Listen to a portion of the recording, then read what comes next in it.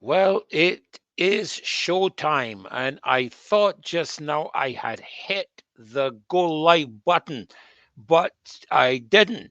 So I am a few seconds behind on getting onto the YouTube channel, but I'm there. I'm there. I'm just watching to make sure that I appear. I apologize for that brief break in transmission due to a technical fault. I think that's the way CBC used to say it years ago. The film has slipped on off the sprocket. So, but a real joy to be with you again this evening, January the 15th, Monday 2024. My goodness, could you imagine that 15 days of the new year has already gone past? And we are already halfway through the month of January. Good evening to every single one of you of the loyal opposition. 52 of you so far watching. And please don't forget to give us that thumbs up. Now, I'm still learning what all this thumbs up business means, but you can see my two thumbs are up. So not only one, I got two thumbs up. So if you can find the two thumbs button, you can double it. You know what I mean? But give us that thumbs up because I understand that when you do, it gives the channel a greater profile, gives you a greater accessibility, and so on. So give us that thumbs up. Don't just come in and watch it. I know, incidentally, share, share, share. Marcy always tells us share, share, share. I want to encourage you, yes, to share. Share with your friends, share with your family, share with your enemies, share with everyone that you can, so that we can have a great, great program again tonight. And one of the things I'm enjoying with the Marcia Week show is not, just a case of opposing, because that's not what we are here doing. We're not here just to oppose. We're here because we really love Barbados, and we're concerned about the things that we see happening and the direction our country is going in many, many different ways. And so we are here to inform, we're here to educate, we are here to learn. I've been learning so much already from this platform, from Caswell and Kimar, and from Marcia, from Rose Corbin, from our guests from St. Lucia and Guyana. It's been a tremendous time. So welcome this evening, Tony Paris. Welcome, Sir Alfred Benjamin. My goodness, Sir Alfred, you are such a faithful follower of this program. Great to have you from Brooklyn in New York, Nigel Newton as well. Peace and blessings be to you as well. Pete Way 36, that faithful Pete Way, and Wayne MacD, Austin, great to have you. Heathcliff, yes, great to have you too. Remember, if you're not signing in from Barbados, just let us know where you're coming in from. All right, Gelbis, thank you. Good evening, all loyal sons and daughters. All do hereby make it known. These fields and hills beyond recall are now our very own. Praise God. The Lord has been the people's guide for past 300 years. And listen, He is the one that we're going to be depending on to carry our country forward. He's done it before. He'll do it again. All right. So let's keep our faith strong. This program is not a religious program. I am not a religious person. I'm not even a Christian. I am a believer, though. I am a believer in Jesus Christ, because these days a lot of things go under the name of Christianity. So I just want it to be clear. I am a believer in the Lord Jesus Christ. And I believe He is the greatest man who's ever graced the planet, and he's brought more change to the world than any singular person has ever done in the world's entire history. And so I kind of like to follow that kind of a lead. All right. So great to be here with you again, Bajan Britt from London. My goodness, all across the ocean. Wow, across the Atlantic. My. Thank you for being here with us tonight. Yes, I'm looking at all of you wonderful people. Kelly B, checking in from Reading, UK. Kelly, I bought a car many years ago, 1977, from my mother in Reading, UK. A Triumph Stag, many, many, many years ago. I flew up there and got that for her, and shipped it back down. Back in those days, I think it was about £1,400, and that was really expensive, really, really expensive. but that was a long time ago. Anyhow, great to have you, Michelle Grant, Pete Wave 36, Sharon O, and some of you, incidentally, I got to meet on the march. Thank you so much. Some of you came out on the march. Good night, Mark, too.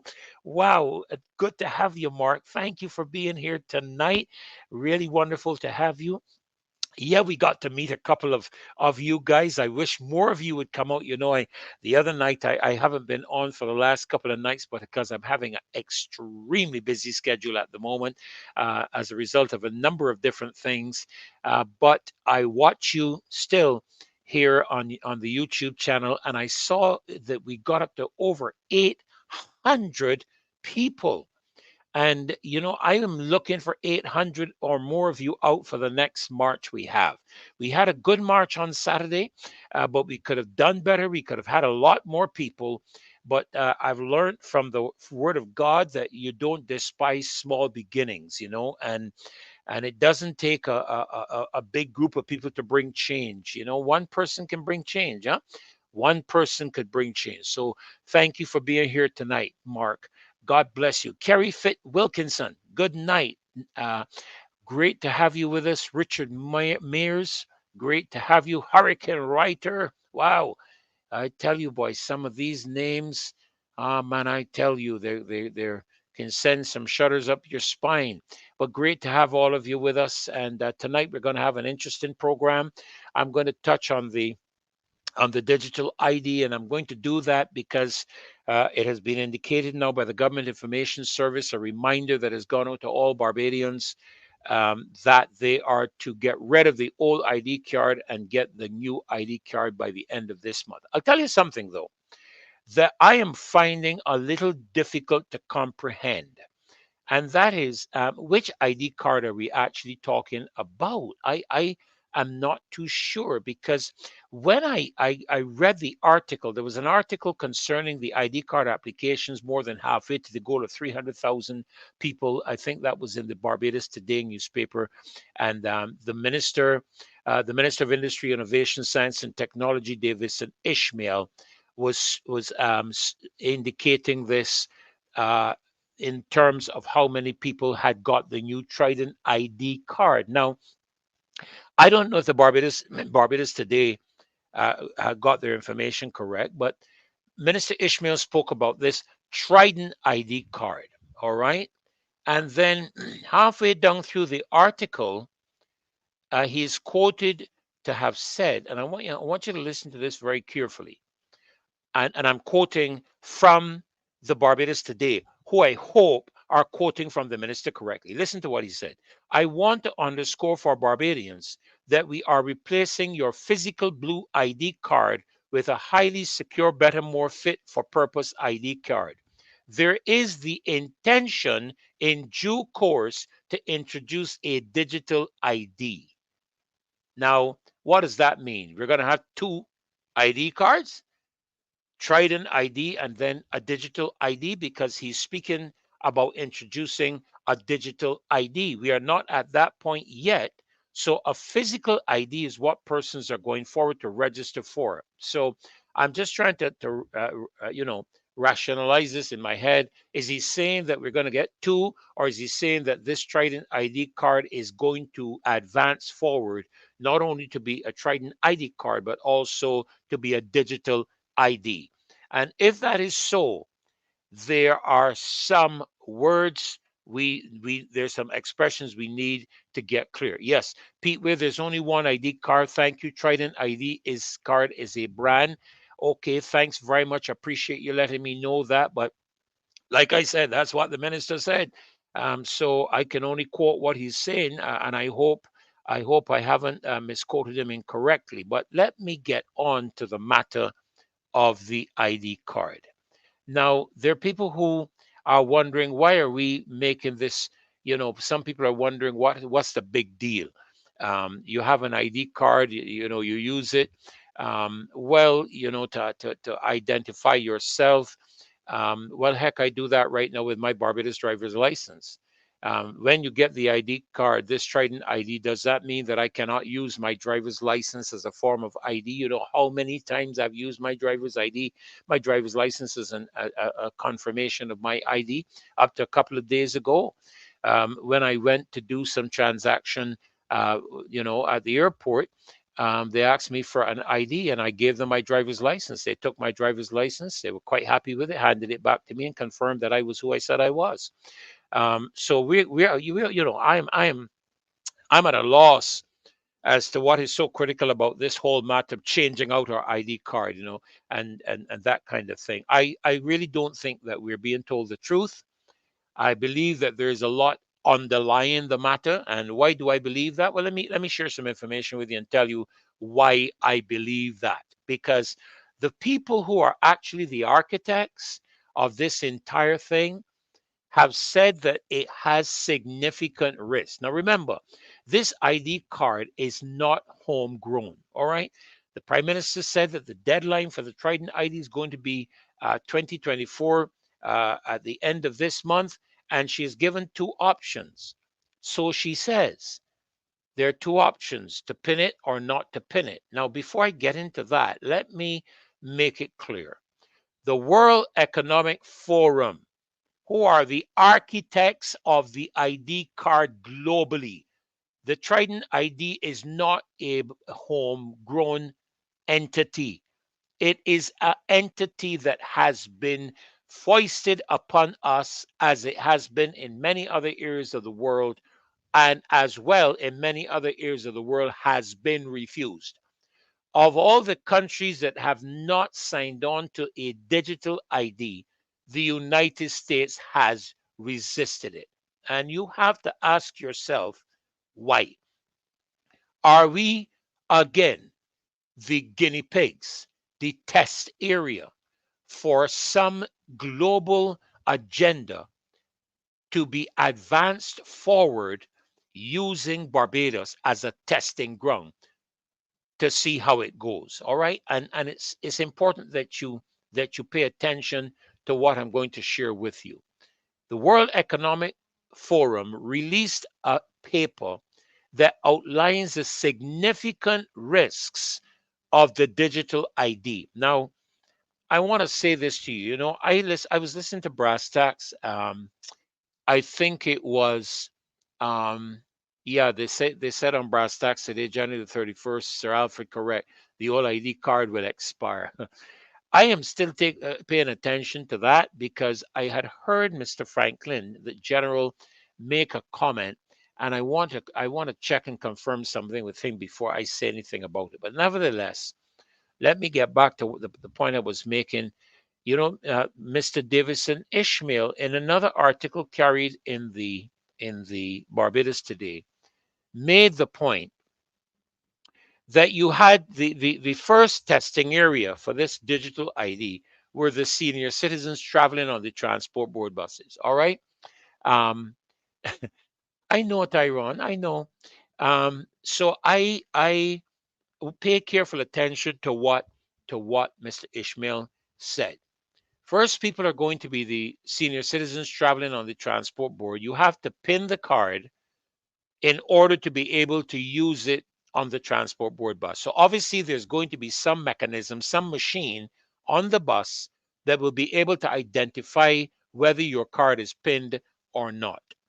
Okay, if it's not pinned, you can't travel on the bus, even though you have the Trident ID card and it shows who you are, shows your age and everything, because that's what your ID, national ID is. Your national ID is actually your birthday. It's the first 1, 2, 3, 4, 5, 6, 7, 8 numbers, I think, are your birth date. So there can be no question about whether you're a senior citizen or not. You're a senior citizen.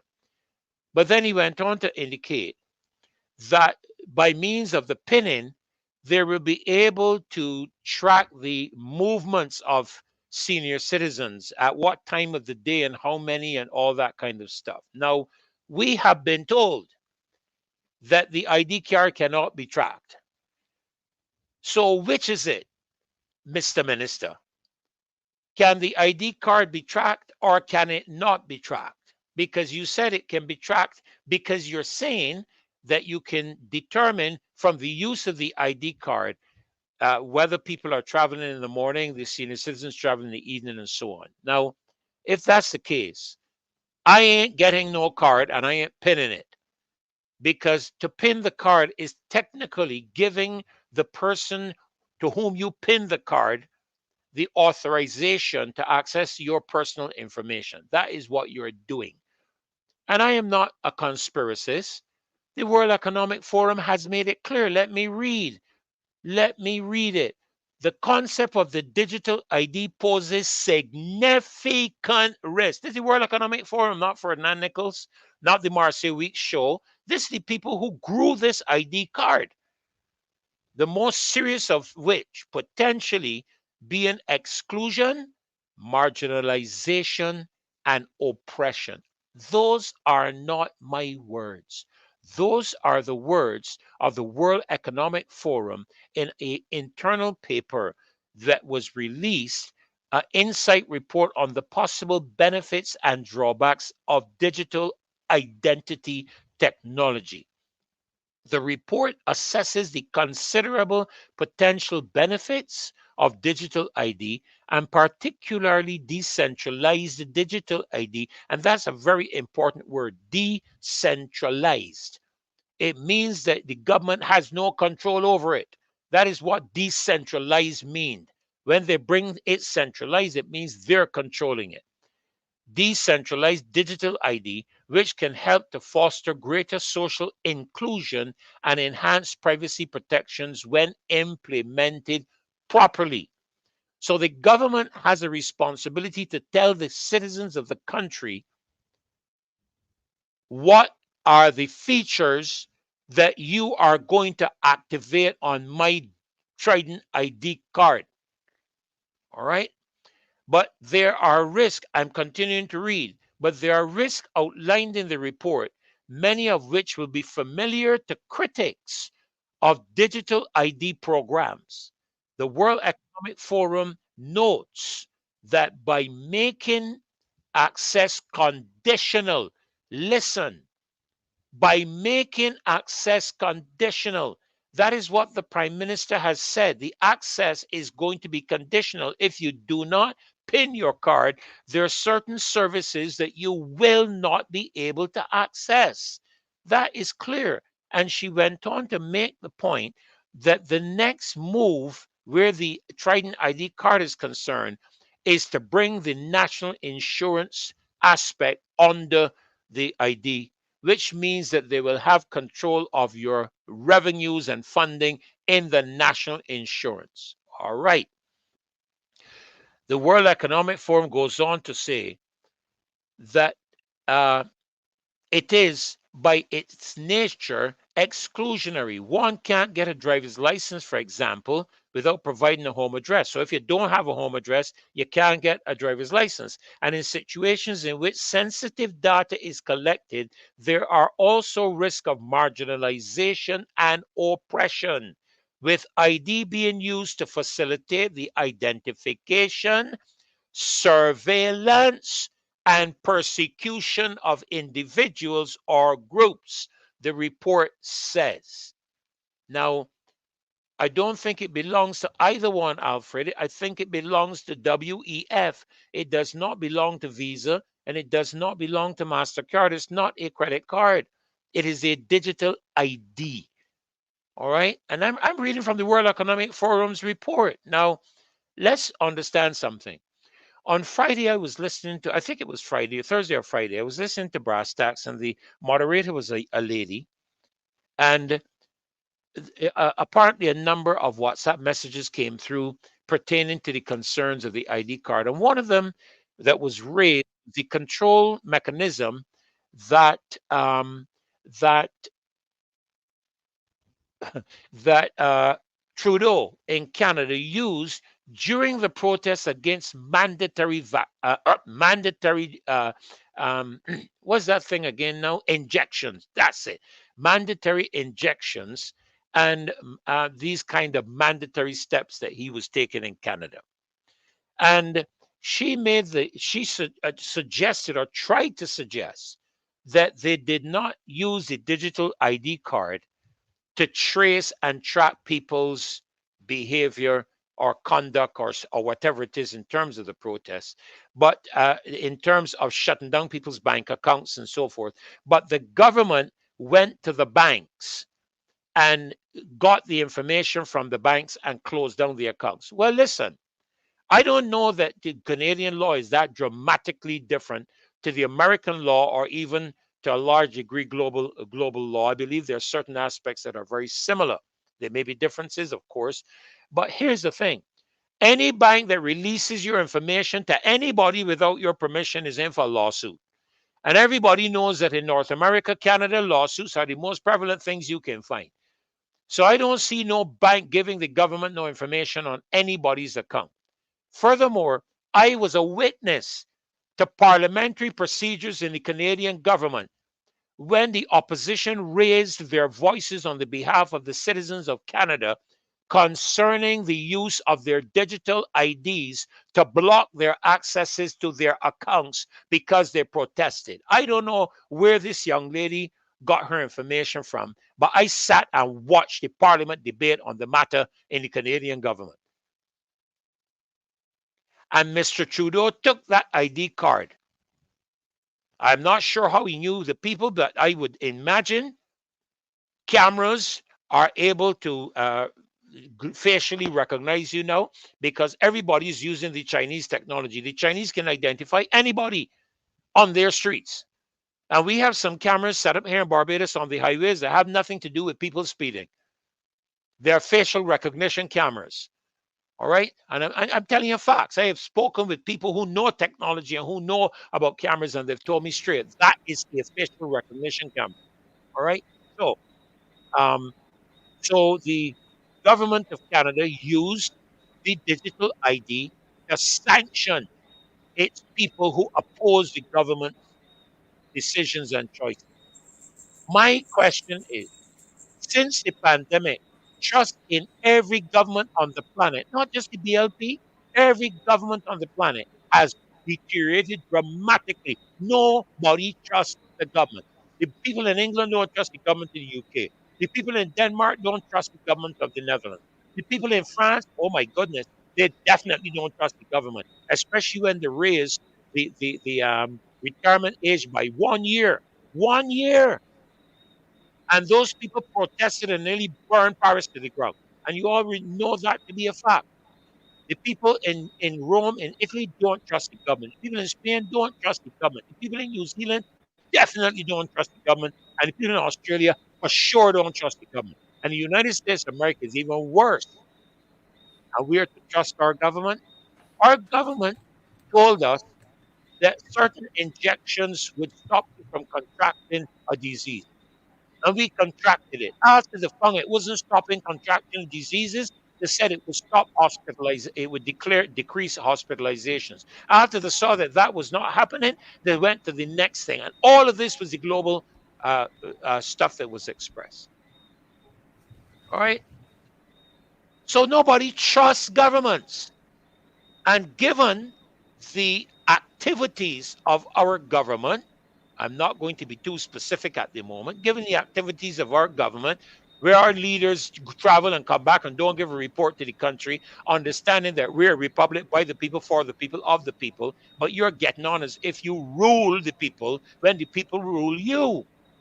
And that is the problem we have. You should give an account to the people as to what you are spending our money traveling all around the world doing, and what is the benefit of what you're traveling around the world doing to our country. What are going to be the risks and what are going to be the benefits? I understand that when you go to do a business, you do something called a SWOT analysis. I'm not a big business guy, but I understand SWOT analysis is strengths, weaknesses, opportunities, and threats. So when you go into an international environment representing your country for in whatever area you're in, whether prime minister, minister of tourism, or whatever, you should be paying attention to the strengths, weaknesses, opportunities, and threats of every single document you sign to the people of this country. And we saw the signing of a Samoa agreement that puts our moral values at risk. Few people know at the moment that we currently have a homosexual ambassador serving in Barbados who arrived in Barbados and is in office in Barbados. Few people in Barbados know that. That was hush hush. You didn't hear a thing about, and we told you it was going to happen. I came here on this platform. I brought the information to show you the gentleman and his, well, I don't know what to call his, or his Husband. partner. What? Caswell, good evening. Sorry, Hi, good I evening. hear so excited and having such fun. I didn't realize that you had come on. Folk, would you all greet the general, please? Good evening, Caswell. Good to have you with me. Good. It's good to Um, have. It's good to be here. and I heard you say something just now. I wasn't too sure. I thought it was partner, but you corrected me. What did you say? He bought his husband. He brought his husband. Now, the reason they couldn't do that in Jamaica was because Jamaica still has the burglary laws on the book. But we amended our burglary laws. So you could do it here. No, we didn't amend the burglary laws. What we did was to amend the constitution and say that the constitution must be all the laws now must be interpreted to give force to those those So those so is laws. the burglary law still in force or No, not? it is not enforced, but we didn't amend the law to say that the buggery is not is against the law, or buggery is no proper. What we did, Hmm. what the parliament did, was to amend the constitution, the supreme law clause of the constitution, to say the existing law clause rather, to say that these laws now must be interpreted to bring them in conformity with human rights status and all kind of things. So what it actually saying is that you can't know when the judge struck it down, the judge struck it down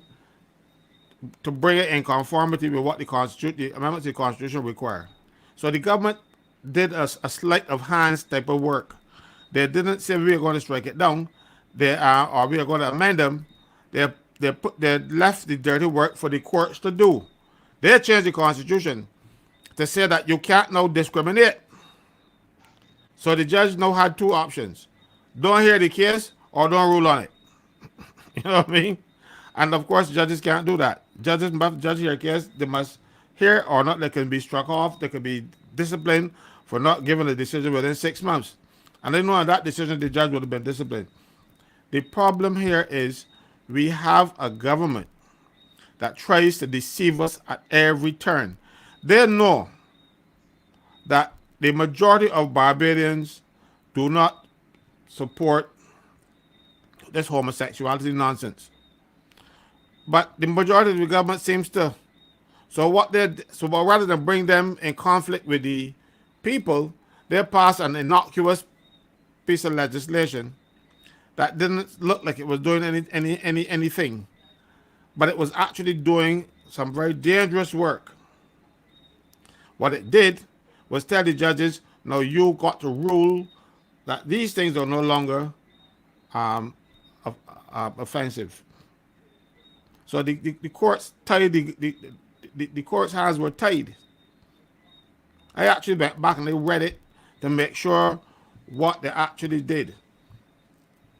And the when they amended the well, what they call it, the existing law provisions under the old constitution, before they amended it, any laws that were supposed to breach your human rights that were in place back then continue as though they didn't breach the constitution. They still remain constitutional. But any new laws coming in, or even if these laws were reenacted, repealed and reenacted in the same form, they were saved by the Constitution. The Caribbean Court of Justice and this government actually forced the judges in this court, because the Caribbean Court of Justice was saying, no, that clause after 50 years should have gone rid of by now. Like the Caribbean Court of Justice want to legislate for Barbados. You see, that is the problem. You bring these activist judges to um, to rule on what the law is, but they decide that they're going to change the law, and because they are the highest court on the land or of the land, when they do something, it is the law unless Parliament then turns and vote against it. If Parliament can vote against what they want because that is what the Parliament wanted. So the Caribbean Court of Justice, the people saying all praises and saying, oh, we got a regional court of them, that court has done more harm to the people of this region than left when the British were here, when the people were going to the Privy Council. And now this government, hand in hand with them, decided, okay, they're going to amend the Constitution to say that it does not, that you cannot now rule against the buggery. Buggery now is not consistent with the human rights sections of the Constitution, so they must fall. That's all that happened. So the government forced the courts to do that. And then they said, well, no, we didn't do it. I hear the Attorney General say, but no, we didn't do it. The courts rule. Because the courts rule based on the legislation that they give the courts to rule on. And so it is unfortunate, but people continue to be deceived by these politicians. And I am not seeing any politicians rising up in any other party to challenge them because they're more interested in fighting with us and amongst themselves and the Barrow family. Well, Yeah. but Caswell, Caswell, before Yes. we get before we get there, let me wrap up this thing on the ID card because the point I was getting at with this introduction of the new ambassador was a matter of trust. Trust has been eroded throughout the pandemic. Trust has been eroded. I am looking at information in which the WEF again makes the point that as the system expands, the consequences of not participating in it can become so severe as to make registration effectively unavoidable. The report says when access to a good or service is conditioned upon the possession of a form of ID and that ID is widespread, individuals may be effectively coerced into obtaining that form of identification, even if there is no legal basis for requiring it. Now, I think we would be correct in saying that in the article that you all are seeing up on the screen, which I also have before me, the PM of the Prime Minister was indicating, and I want to quote from the article again, the Barbados Today. She said, made the announcement on Tuesday. She urged residents who have not made the switch to the Trident IDs to do so and pin their cards, noting that the National Insurance Scheme could be the next state agency to utilize the pin and chip technology. Now, I also read another article in which the minister indicated that they were working together with the financial institutions in Barbados with regards to the rollout of the ID card. Now, I want somebody to explain to me working together with the financial institutions, which I'm assuming would be banks and credit unions and so on. I would like them to explain to me what that means because until I pin that card, my bank has no legal authority to share any information of my account with anybody, including the government. I can take them to court. Now, that is my understanding, Caswell. Good evening, Marcia. Look, people are jumping on here, and I am not even realizing it, you know. I don't know what's happening with me today. It must be the red shirt. Good I'm evening. He going Good I'm back home. evening. I'm Good He real going, evening. red. he going back home. Good evening. Good evening, Good family. evening. Good evening, family. Good evening. Good The general evening. is Good in the evening. house, and the queen is in the house, and the I almost said the Pope, but I can step away from that position, Bosie. I want to be somebody, the Archbishop or whatever. I don't know. But so good to have you. Good evening, Marcia. Good Great to evening to have you on everybody. your own show as well. Great to be sharing with you But thank tonight. you, thanks. I mean, I've been listening, working and listening, and you've been doing a fantastic job. Really, Why, thank you really so have very been. much. Thank you so very much. Now, Caswell, let me say something here, and I'm gonna move on from this here because the lady of the, they always tell me I saw an ad one time. No, not Uh, at all, not at all. Keep going. I just have I at the end of this, I just have one thing to say from David Ellis today. But go ahead. okay, great. We are seeing a lot of things happening around us, and I'm gonna slip away from the idea for a moment.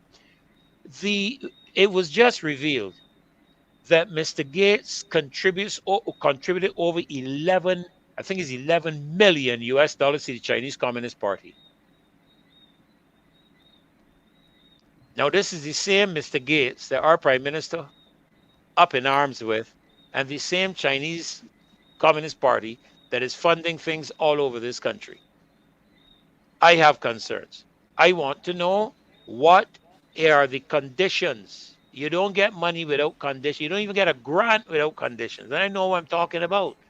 You have to have conditions. And I understand that we are now going to be teaching, or if it hasn't already started, Mandarin in our schools. I am walking into the supermarkets, and I'm not going to call the name of the supermarket, but I couldn't find any. My wife wanted me to pick up, what do you call them things again in the bulbs? Garlic. And I couldn't find any non-Chinese garlic.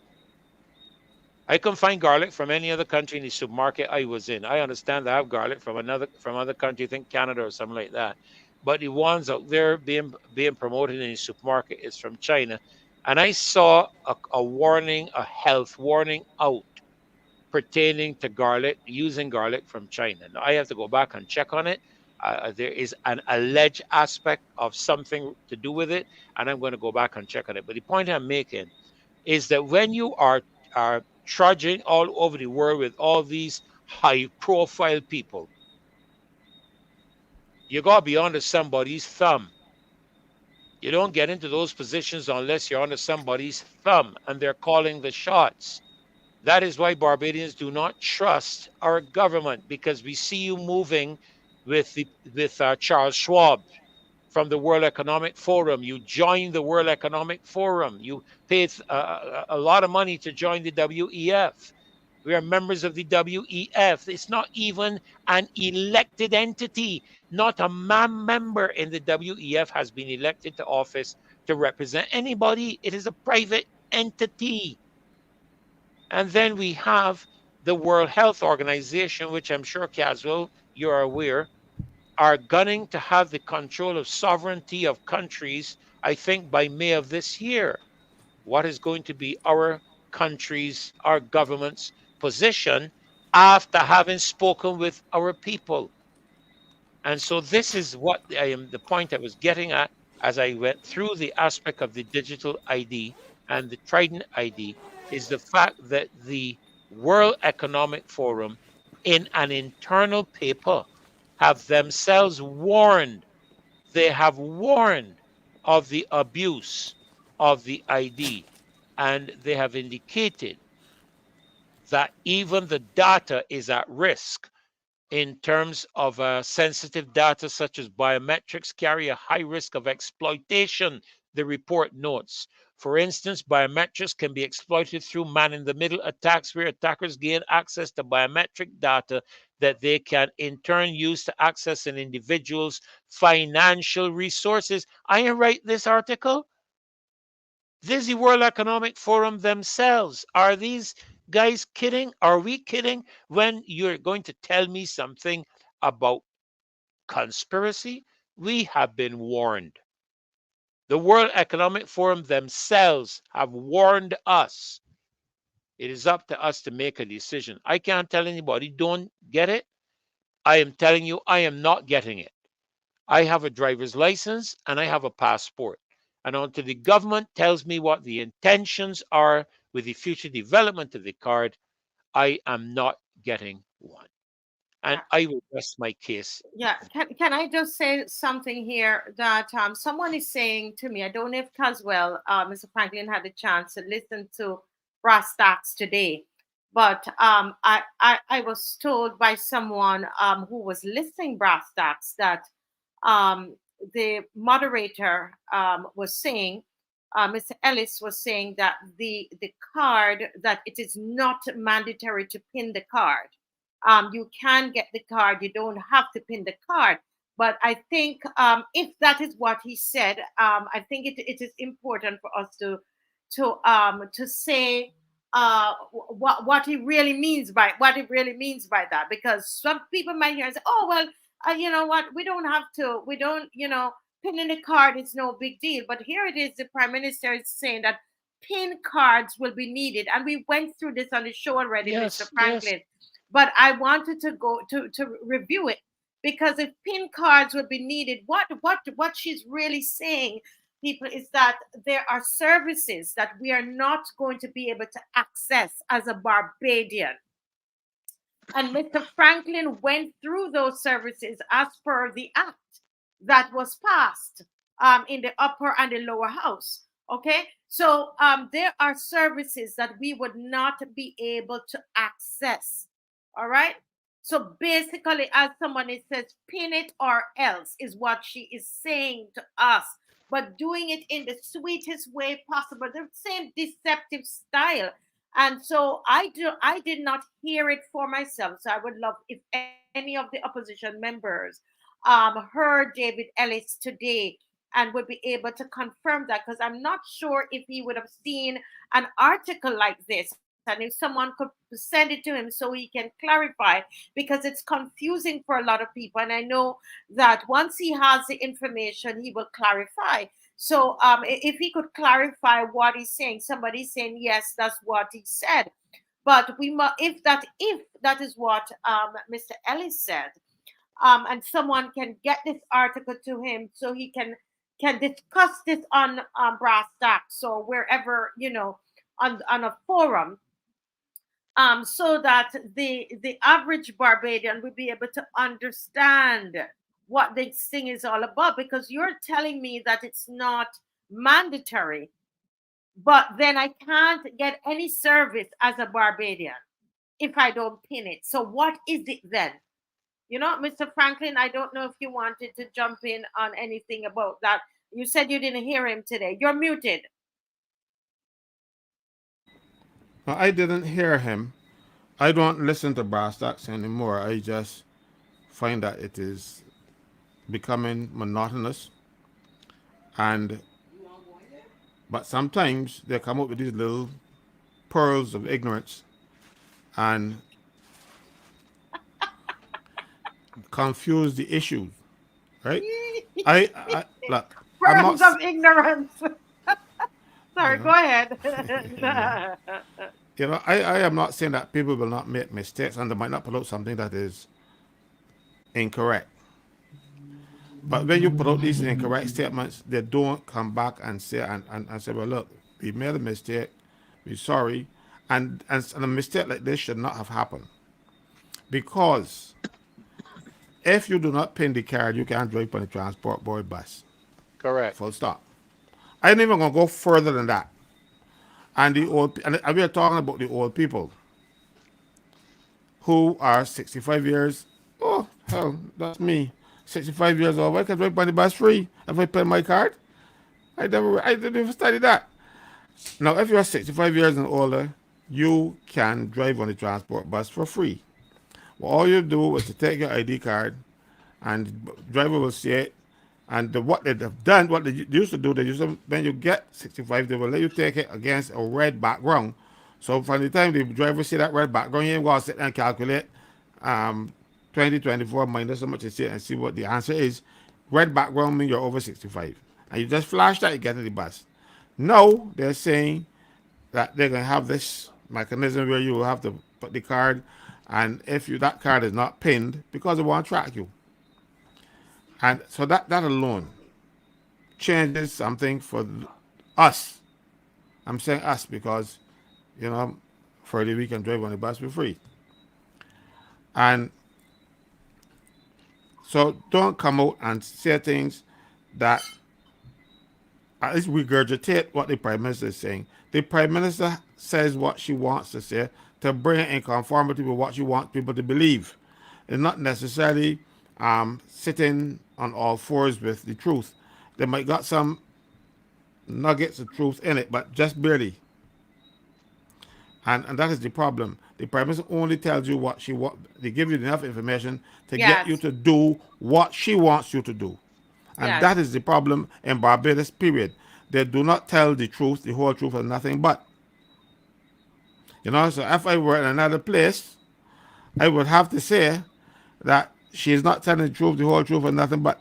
But I'm not in that same place, so I can't even close the case or anything like that. Um, you But know, Mr. Franklin, supporting what you're saying there, did you see the Electoral Boundaries and Commission? They sent out a reminder today to tell people that the old cards are no longer going to be valid. Now, if you think about the psychological impact of that, what they're basically, the Electoral Boundaries and Commission, in my opinion, the Electoral Boundaries and Commissions reminding us that the old cards will no longer be valid after January 31st. I believe, Reverend, is that what they're doing is reminding us you will not be able to vote. now, but how is this the Electoral and Boundaries Commission's business? I'm talking about the whole ID Yeah, cards but and this, PIN but There and this you is stuff. the, go. How but is it this is that their precise. business? This is precisely Because what I'm concerned about, Caswell. they, What they, business does the Electorals and Boundaries Commission have in the it, ID card situation in Barbados? What is business of this is theirs?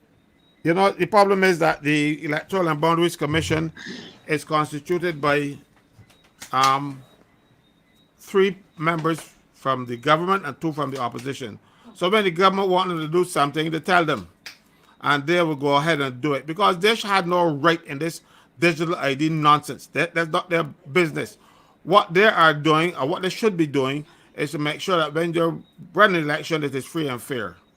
And they have not done so for a long time because this party that is in power has breached almost every statute dealing with elections, and the Electoral and Boundaries Commission has done nothing about it.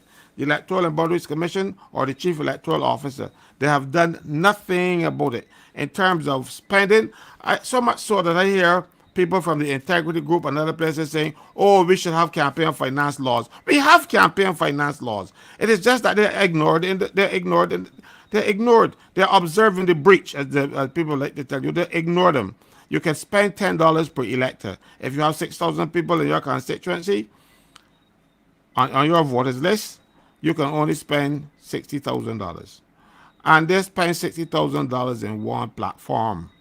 The stage is worth more than $60,000. They have facts. They have people jumping up the stage singing and stuff. That is against the law. And how many times have you seen Little Rick and all these people on the platform jumping up and dancing up and parading? That's called treating. They give people food. They give them putting in sauce and all kind of stuff. One time corned beef and biscuits. So they have broken every law that they can get their hands on. So don't tell me that the Electoral Boundaries Commission is some impartial body. They are not. Because if they were impartial, and you don't have to wait until Caswell Franklin report you, they can see for themselves because when the election returns go in, they are supposed to review them. And when you see a person not declaring certain things that he should have, you should question it. And then when you question it and you're not satisfied, refer it to the Director of Public Prosecutions. I well remember going to the registration department where the returns are kept and asking for copies. You only got to pay $3. And I went and spent my $3 and stuff, and I showed glaring examples where politicians refuse to tell the truth, the whole truth, and nothing but. What they do, they work backwards. If they say that you can spend $60,000 in a campaign, the politicians start with a figure of $60,000 and get bills to suit how much they spend, not necessarily what they actually spend, because you do not go to your enemies to get services. So let's say you go to Nichols and Company's printing to print your manifesto. You will tell Nichols and Company Limited, I want an invoice for $40,000. He said, but no, it costs more. I said, no, no, no, no, no, no. You don't understand. You give me the invoice of $40,000. That's the one I will declare, but I will pay you the correct amount. That's what happens. Yep, that's correct. I've seen That that is happen with that is my own eyes. that is what happens. I've seen that happen with So my own when eyes. the Electoral and Boundaries Commission is a joke place, it should not exist in the form that it exists in, simply because it should be a constitutional body, and it should be appointed by the president or the governor general, as it was in those days, at their own in their own discretion, not with the discretion of any prime minister, because if the prime minister appoints the three, I mean recommend the appointment of three, because the president will always then make the appointment. If the prime minister recommends the appointment of three, and the leader opposition recommends the appointment of two, three will vote two every time. All right, and what happens? You can't get you don't bite the hand that feed you. So when you see these politicians becoming impartial members of the Electoral and Boundaries Commission, it is a joke. And then even when the opposition people are on the Electoral and Boundaries Commission, they are no bound by secrecy when anything happens at those meetings. So even though they might object, they can't come out and say, but we objected to this, because once you are part of the body and the body make a decision, it's your decision. So our democracy, that we like to call it, is a joke. It's a parody of democracy. We do not we stand for it. I tell people all the time, I do not recall an election in my lifetime that was free and fair. And when Tom Yeah. Adams created the Electoral and Boundaries Commission, that wasn't to make sure elections were fair and fair. It would make sure that he was able to control the system better, right? And you had the days when the civil servants were responsible. At least sometimes you might have a civil servant who don't really care now about you. But now, since the Constitutional Amendments of 1974 that came into effect on 1st of January 1975, the Prime Minister decides who will be the heads of those government departments. So you don't bite the hand that feed you. She decides who will be the chief electoral officer. She decides who is the majority of the Electoral and Boundaries Commission. So when anything comes up and it is the Prime Minister's party, tough, Yeah. it will not come out. Yeah, you see, That, that's why I said a few days ago, a few weeks ago, that the choice we have is between morals and values and politics. Because even in their own party, there are people who have no morals and values. I have to put it down to a matter of morals and values, because at the end of the day, speaking the truth is where morality comes in. Values, speaking the truth is where values come in. Clearly, we have a deficit of both of those when it comes to governance. And I want to make it clear that when we speak here in this program, we are not attacking any individual per se. Listen, the Barbados Labour Party, when it ran its election campaign in 2018, Caswell, and you can confirm or correct me, one of the campaign planks was transparency and accountability. Am I correct? yes, and this government now is as transparent as mud. Now, The- if you and the matter of integrity legislation, the matter of on taking office, even before taking office, we are ready to go. I remember this, and while people yes, may be within pointing a towards hundred this, days, within a it, hundred days, they will have the integrity legislation on the books. Of course, according to Santia, we have our own draft already. but now She here's said, the thing, and I don't want to necessarily single out an individual because, as you know, this is a party matter. They said they had the draft, and I am putting it to the government.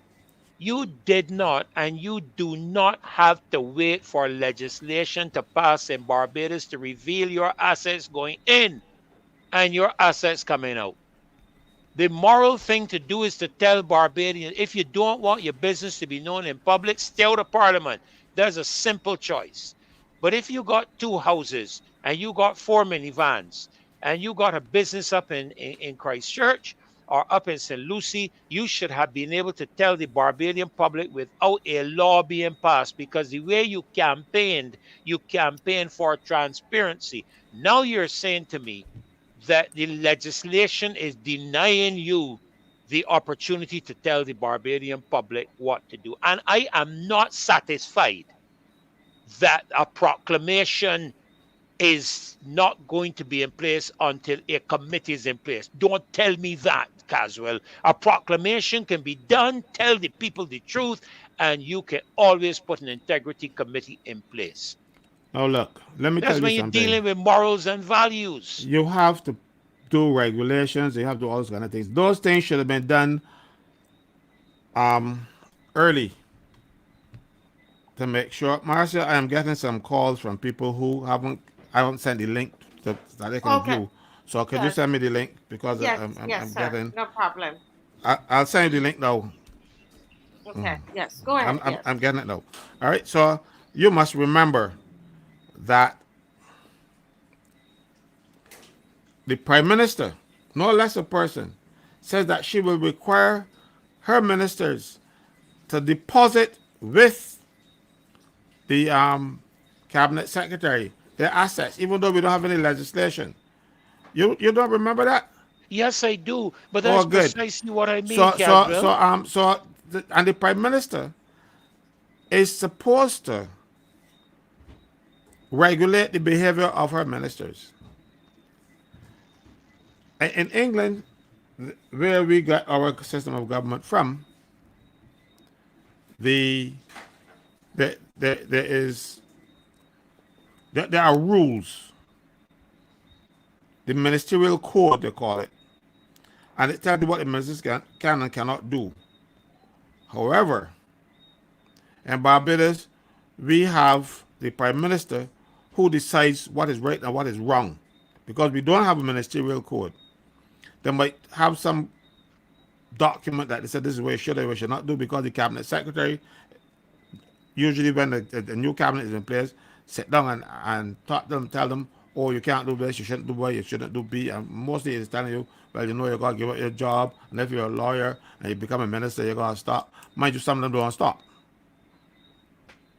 They continue to work, and they continue to guide government work to their law firms.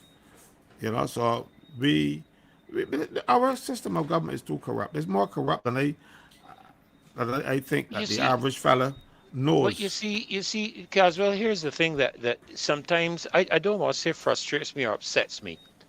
Barbadian nationals place a very high level of and demand a high level of credibility from religious ministers.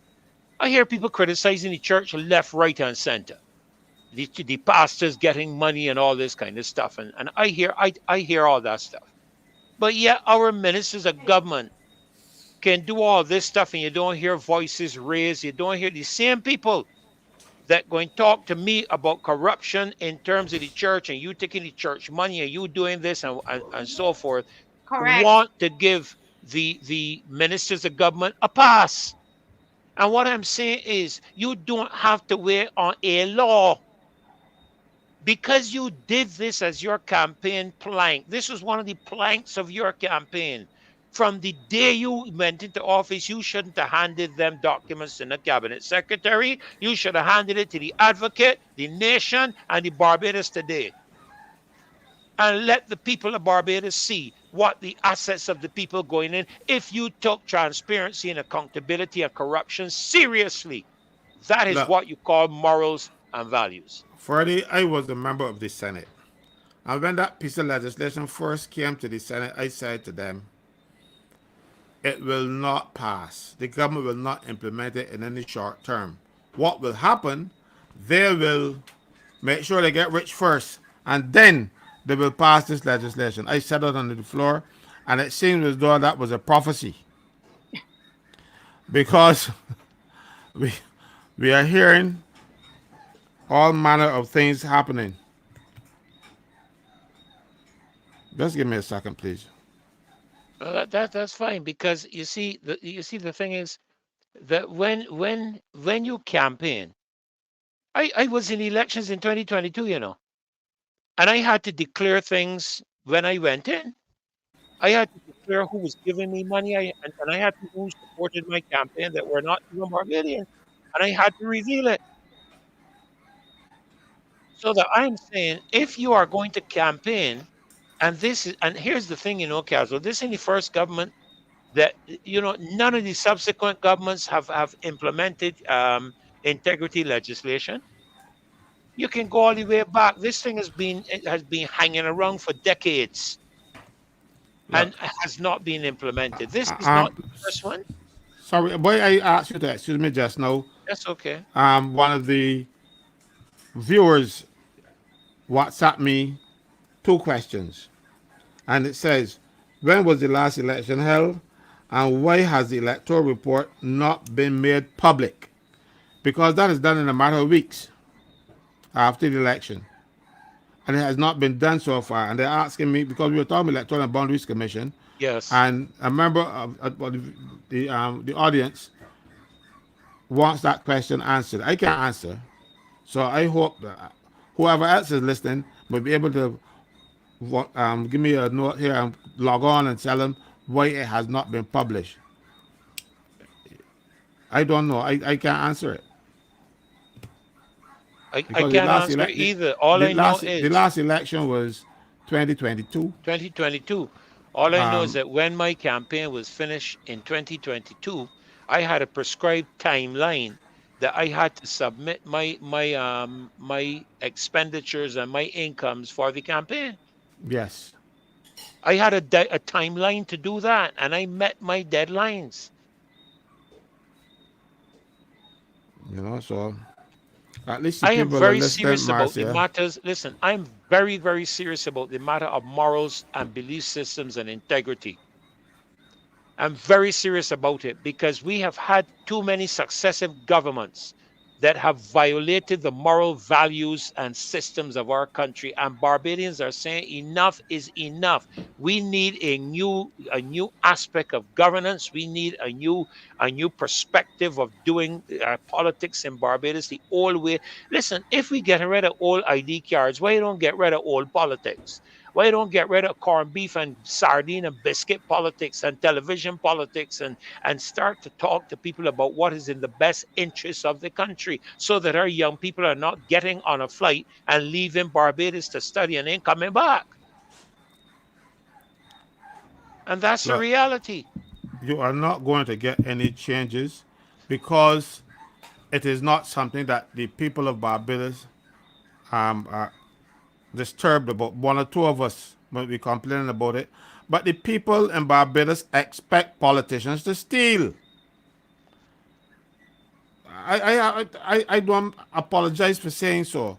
The people would say, but man gonna get something. He gets something. He gets a salary, and if he wants more salary than that, find another job. Now, if I were working someplace and the people didn't pay me enough money, I would look around till they find another job. Look, look, look, The people in this country expect politicians to be on the take.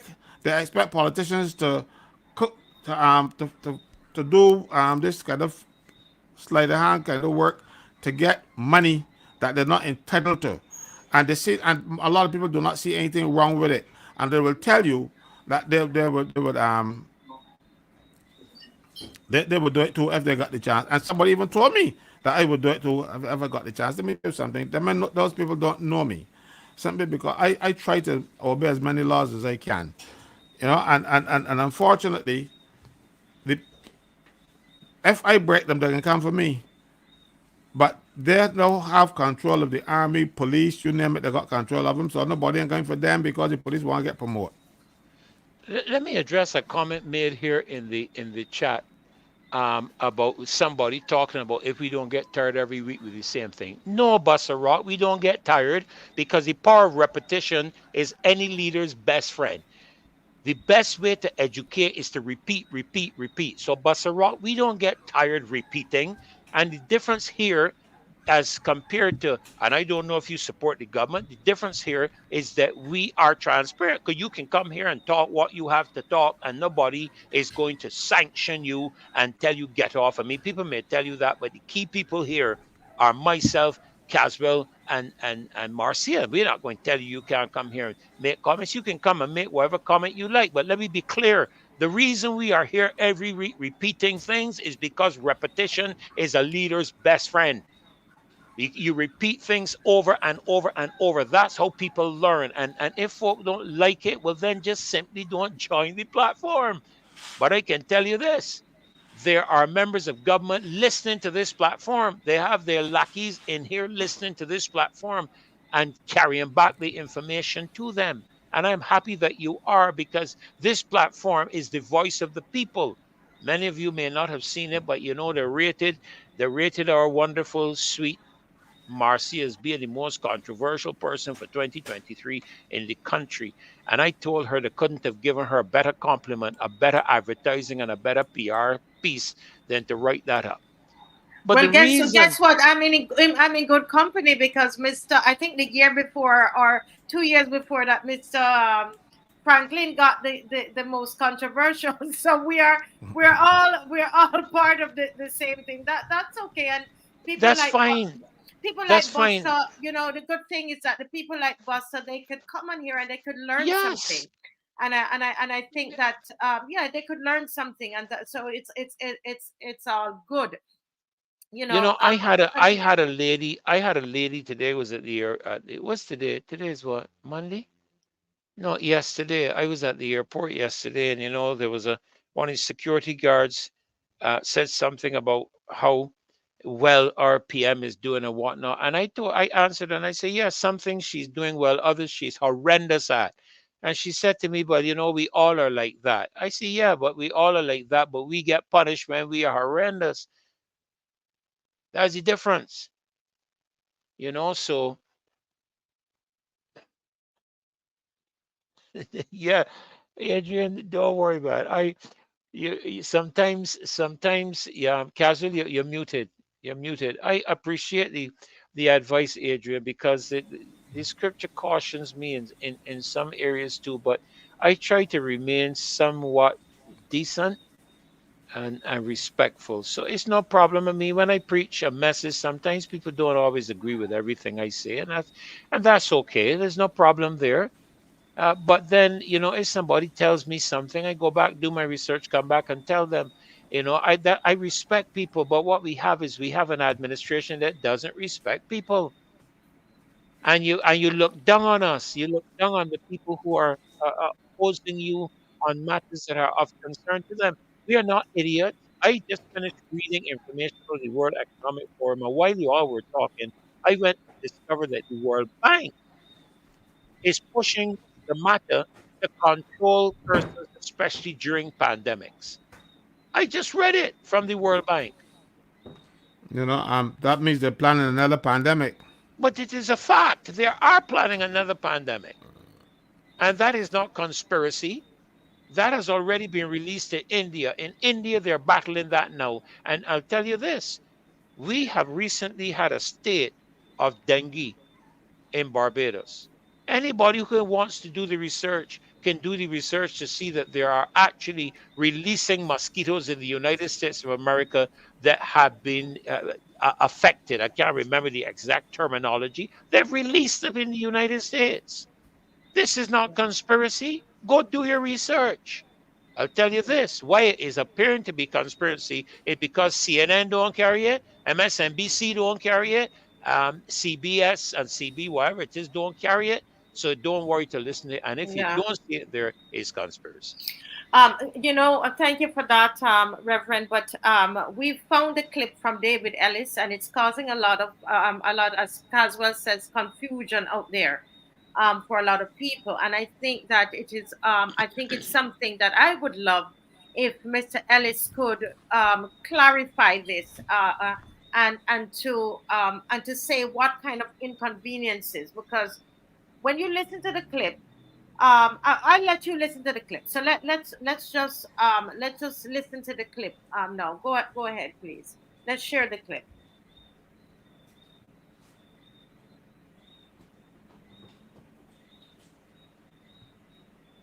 While we're waiting to share the clip, um, someone wrote and said people need to say what he said in its context. He was emphasizing that the it was pin it was said pinning was not compulsory. In other words, on one hand it is and on another it is not.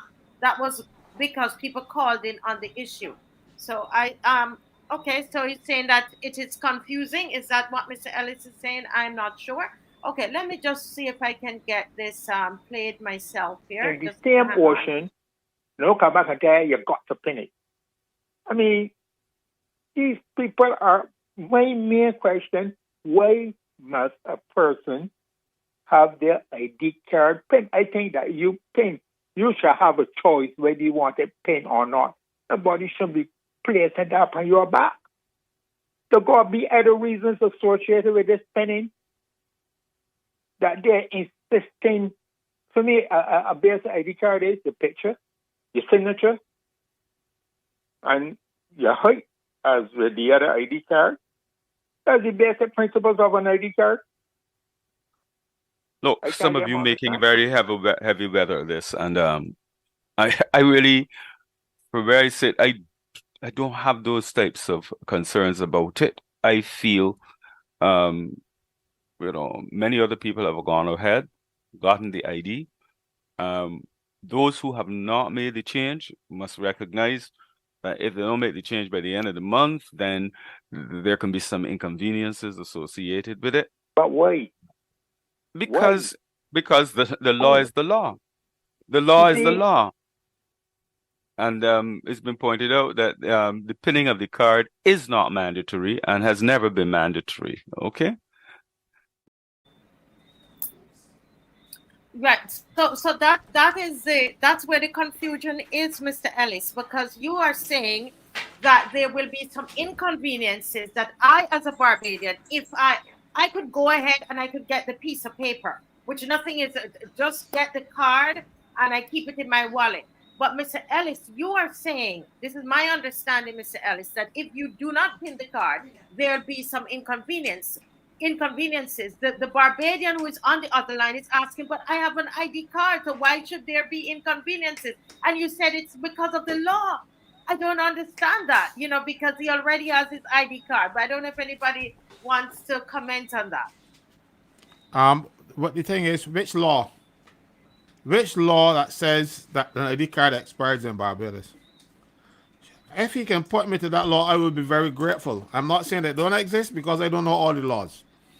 But which law says that the ID card that the ID card that we have is no longer going to be valid? Who made that law? When was that law passed? When was that regulation brought in force? Under what rules were this regulation made? When he can tell me all of this thing, I said I would be very grateful, because as I said, I don't know all, but I'm still searching. I'm still trying to find where they tell me that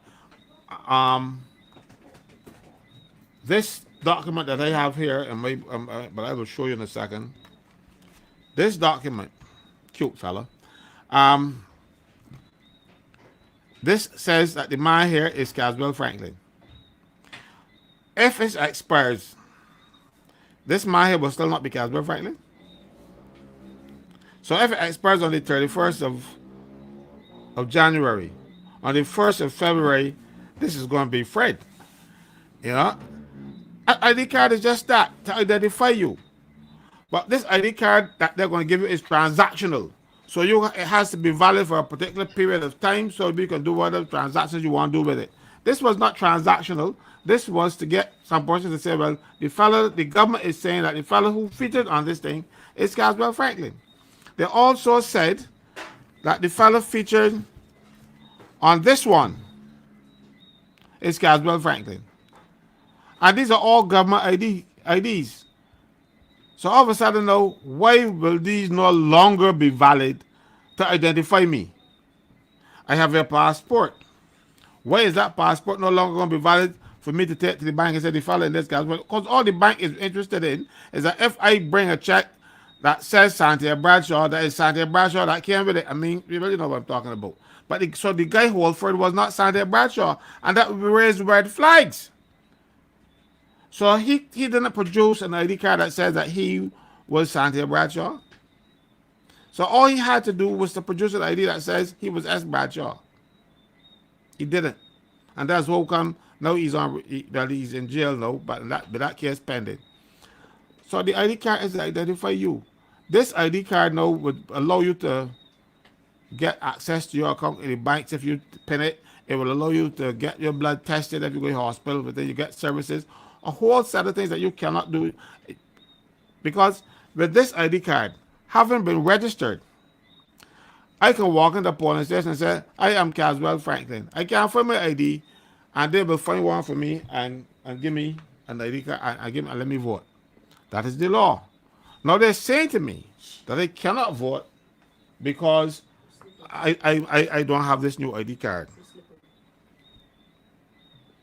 It is kind of dishonest. It is that the government is carrying out some person's other agenda, some other people's agenda, and they are forcing us to comply with what the people in the outside world want. That is not, we didn't elect a government of Barbados to trick us. We didn't elect a government of Barbados to deceive us in anybody else's name. They should come up front and say to me, this is what we are doing for the people of this country. And I don't want them to come back every time they're going to pass a law to say, well, okay, we want the law reviewed by a committee of citizens. That the government will not work. But when you're going to do major things, talk to us. Tell us that you are governing on our behalf. You are basically our agent. We are sending you out there to go and work on our behalf. Now, if the people, you are our agent, we are the principal, you are the agent. You should consult with your principal ever so often to say, this is what we are doing. At least follow the law and publish it in the official gazette before you pass it. They don't do that. Anybody say official gazette recently? I can tell not because the printer don't got paper. I went to the printer to get documents and the paper. And the time I got to come back, and they give me 10 days to come back to get a few documents. I had a training course, and they had to cancel it because I didn't get the documents from the printer. They got the so they don't publish the gazette in the form that you can see it. They don't want you to see it. So tell Mr. Ellis, if he knows of the law, I'd be grateful. Tell me which law, which section. Break down to that for me. You know, as I said, I have some questions for Mr. Ellis. Mr. Ellis, what are the inconveniences? Can you please, clarify that? You quickly, you kind of said that it will be some inconveniences.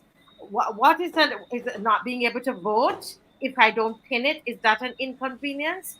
Can you explain what are the inconveniences?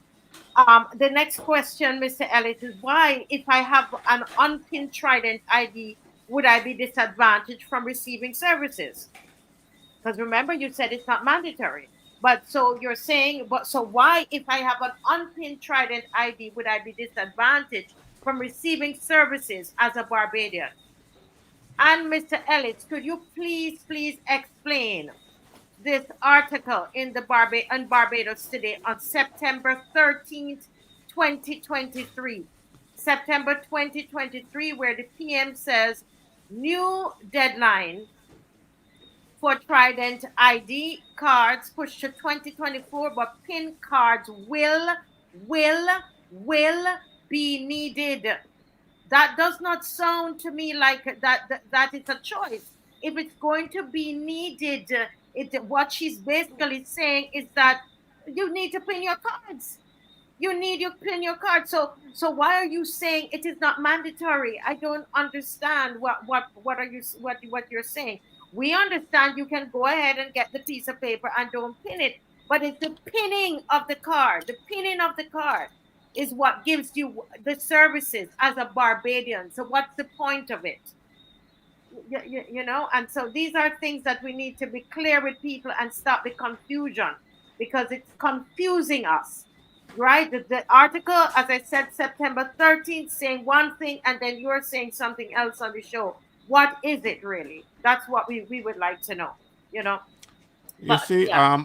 moderators must not give the impression that they're all knowing, and they must be able to say something I don't know. You don't have to answer a question if you don't know the answer, you know. And I find that that is a problem that we've been having with moderators. They speak to things that they don't know what they're talking about, but they think that they feel that they are moderators. They're supposed to keep the people moderate, not to go one way. They don't have to answer every question. But you know, you put a microphone in front of the fella, and then he, like, you boost his knowledge. Because this, a person who is not registered under this act shall not be added to the National Register, be assigned a national registration number. I got one already, I can take it there. Be issued with an identification card or a national identity credential. Qualify to be added to the register of electors or the revised register of electors prepared under the registration of the People's Act Cap 12.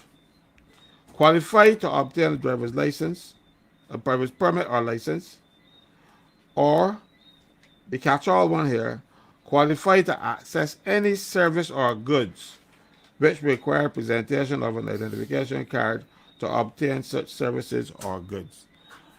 Now, when I go to places in the past, like for instance, I used to work at National Insurance. Everybody knew me. They didn't need my ID because I left you there working. I go and work someplace else. You know, they still remember me.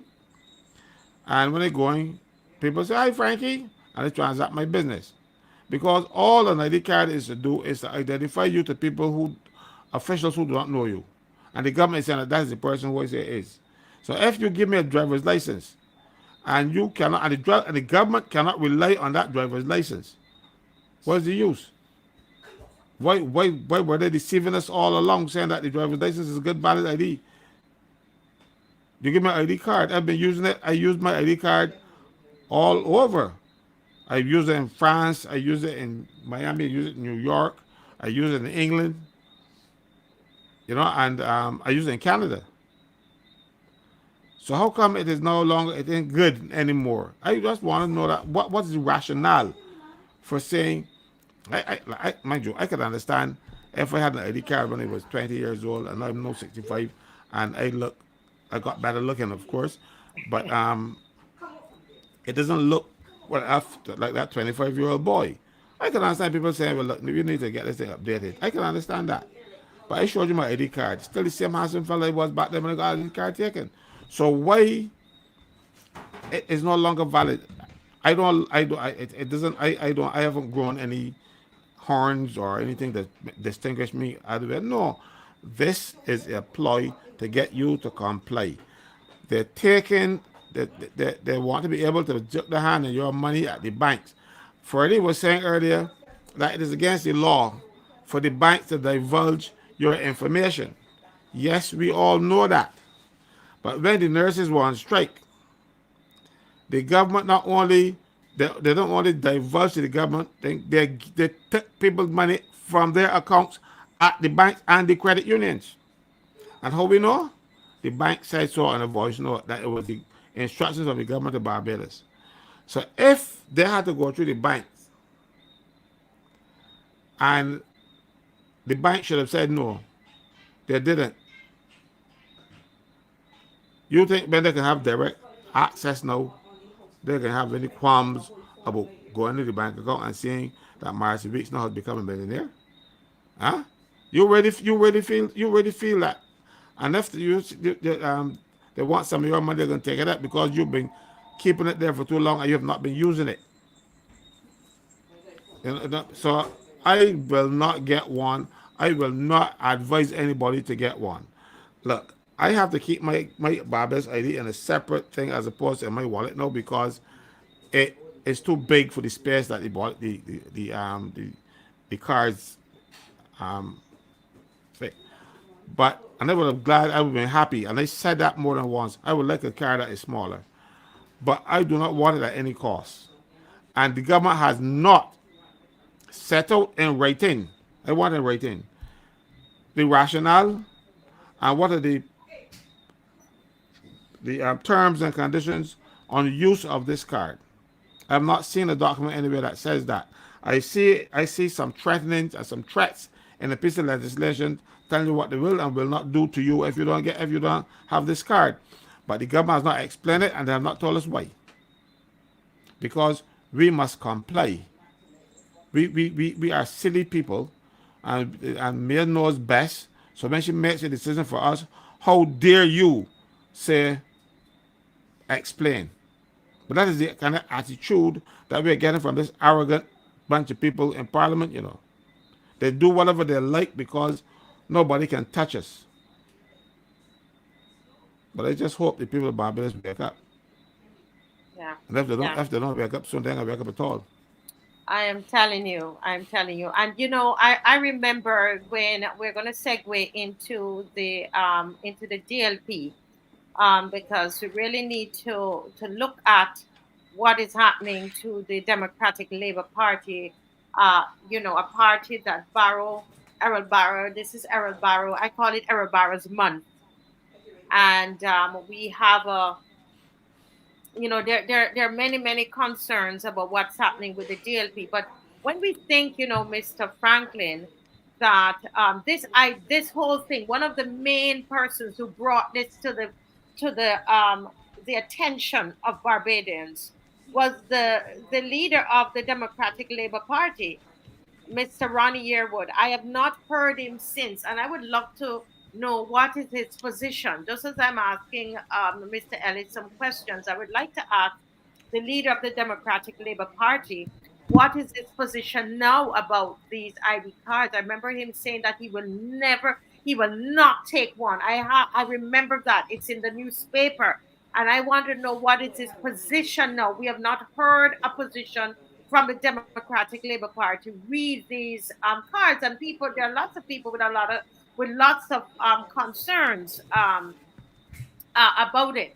But more importantly, let me just say, before we delve into what is currently happening in the party, I want to say that we do have a celebration that we are working on, and I don't know if we yet have up that poster that we could just put as a placement tonight. Let me see if it's there. Because guess what, Mr. Franklin? I was called by the NCC today, and they assured your girl that we are going to have Independence Square. They assured me of that. And so we don't have to hoist up. We don't have to hoist up nothing. We know, and we had a good conversation. Thank you, Miss Holder. And we are going to have Independence Square, and this is the event we have been working on for the entire day. Trying to put together. We have some young people going to be on the show, guys, and we are going to celebrate Errol Barrow. The people. We're not waiting on anybody's party to celebrate Errol Barrow. We're not waiting on the BLP to celebrate Errol Barrow, Mr. Franklin. We're not waiting on the DLP. We're not waiting on no APP and whatever kind of P's, UPP, whatever. The people of Barbados, will celebrate, and we're going to be out at Independence Square. What better place than Independence Square on January 21st? Sitting right there where, they have the little steps there. We're sitting at the feet of Barrow, right there. The foundation. He's the founding father. He's the founding father of this country. And we're going to sit there, and we are going to discuss the vision for Barbados. That's what we're going to do. The vision of Barbados. We have some of our young people, and they are going to. Oh, somebody said they love the flyer. Anybody else love the flyer? Anybody else love the flyer? Oh my goodness, Mr. Franklin, you love the flyer. I muted you because there was some noise coming in the back. Yeah. That was me. I am in pain. The dog biting at my foot. We have a new puppy, and he's too loving. Love it, Marcia. Love the flyer. Yes, Love the yes. flyer. So yeah, so that is the thing. We are going to celebrate. We are celebrating our founding father, Errol Barrow. And I want people to note something. And we are looking at it, Mr. Franklin. When you look at what's happening in Bridgetown and you see the condition of Independence Square, where it is taken over by the homeless. They have started to hang their clothes in the square. I've said it over and over. I'm going to repeat myself. They are hanging clothes in the square. They are passing urine in the square. They are passing doing their feces in the square. I've seen it and smell it inside there. And I wondered, I said to somebody today, I wonder if this is being deliberate, is it a deliberate attempt by this government? Because they plan to do all of these changes in Bridgetown. Could it be, Mr. Franklin and Dr. Ferdinand, that they are just choosing not to and use the square, not to do a refurbishing of the square, because the plan is to do away with Independence Square and use it for something else? I don't know. Nobody said it to me, but it just occurred to me today. Are they playing a psychological game where we no longer use the square? Right? They stopped us from using the square a couple times. They don't want. They're not even they themselves don't use the square, but they have the other one over on the other side, which you said is so the Hyatt. So the landscaping for the Hyatt that they plan to put up. Will Independence Square no longer support the image that they have for Bridgetown? What is going on here? And that's why I'm saying to Barbadian, there are 603 of you on here. Everybody come down to Independence Square, please. Everybody come down to Independence Square on the 21st. It's a holiday the next day, there's no work the Monday. Let's come down, bring the entire family, bring something to sit on, right? Because we won't have a lot of chairs, but you'll have that, right there at the foot of the statue that you see there. That this statue, by the way, when was the last time you look at that statue? That statue is filled with bird feces. There is no care, there's no maintenance that is happening in that square. And I am really wondering if they want us to forget about this square, forget about Errol Barrow. They take his jacket, they take the man boots.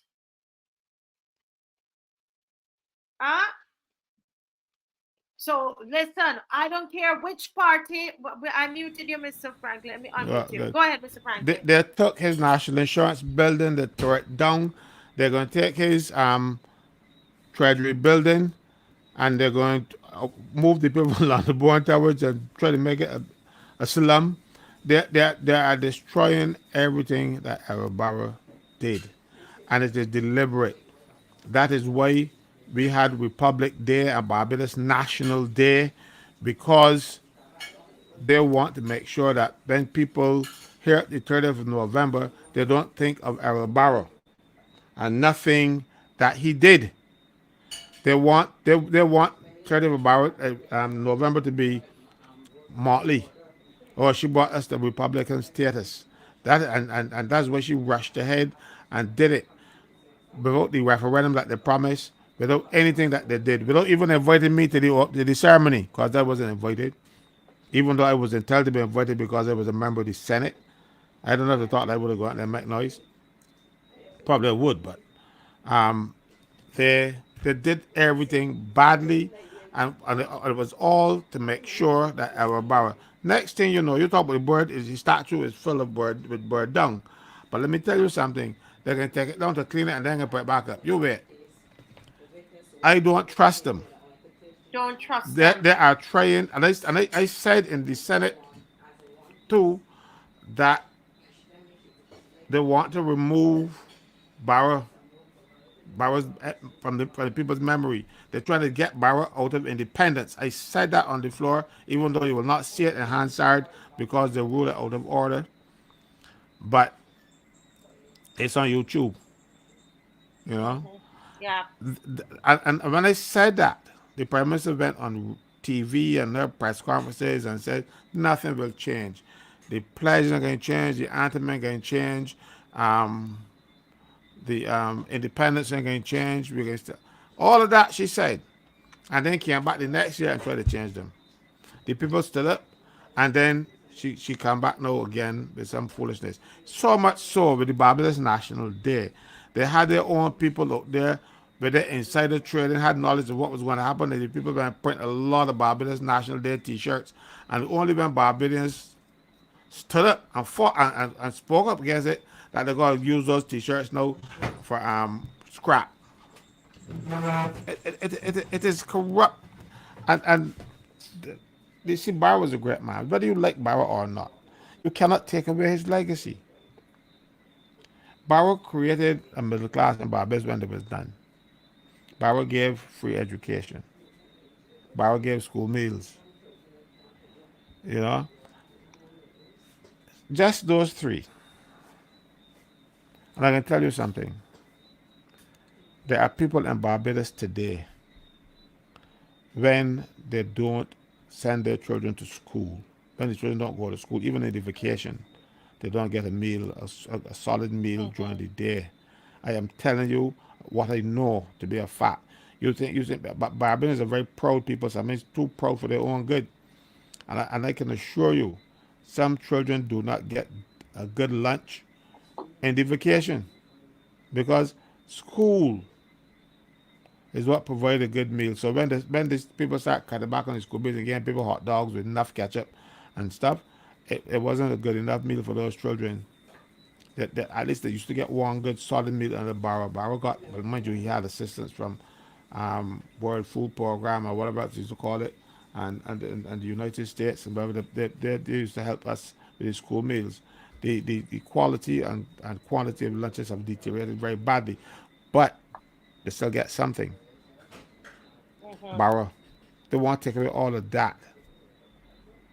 And Yeah. these people should be ashamed, because they can still try and call the Uncle Errol because, the Prime Minister used to be a Dem. Don't let the boy fool you. She was a young Democrat. But young Democrat or not, Barrow took her grandfather out of the city. And that is not going on well with the Mortleys. Yeah. Mr.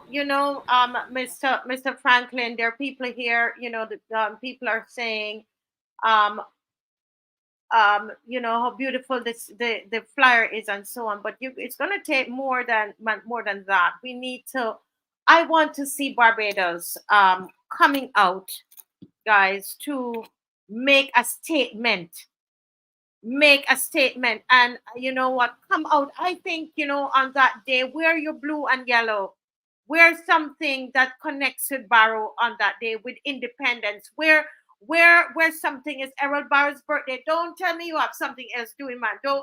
I know they're gonna have fets. They're gonna have all kind of fets because the next day is a holiday. But come on, man. Let this take a couple hours out. Come and take a couple hours out, man, and let us honor our founding father. You know how we do things. We're going to have the police there. Don't worry about it. Nobody's going to trouble you. At our events, the police make sure that they take care of us. All right. So you don't worry about that. All right. So I'm saying to us, come out on Sunday. Mr.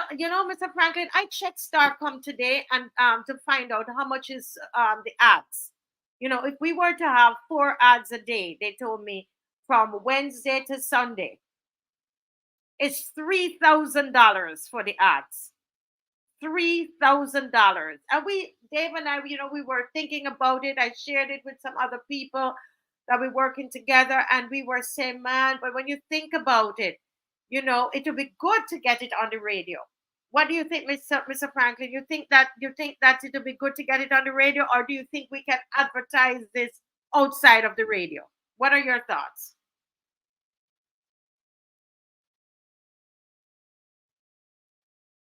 I'm sorry. I keep muting you because there's the noise in the background. Go ahead, please. I'm sorry about that. There is, I'm a proponent for it on the radio because, especially if you can get it, the ads join brass stacks. That's when That's what they told me. GRB They told me is, I can get 2 ads in brass stocks. but it's most listened to. People will hear. I on the march on Saturday, I walked over to the side of the road. I was speaking to some of the vendors on the side, and one woman said, "Why are you marching?" I told her, she said, "But when I tell me that I hear nothing." You see, because she probably don't watch the Marcy Week show, So yes, I think we should try to get it if we can get it on brass tacks. So because and then people will hear. You're not going to get it in the on the CBC, Plus the ball listen them anyhow. But Yeah. Well, brass tacks. Starcom said that if we could get 4 ads per day, two in brass tacks, and then 2 in the morning in the prime time, which would be good. But when we think about it, $3,000, we still have the entire thing is about $7,000 if we were to do those ads. Right? You see what I mean? And it does cost some money to be able to do this. But I happen to believe that it's important, and so I don't care if you all call me a beggar. I will do this for the skipper.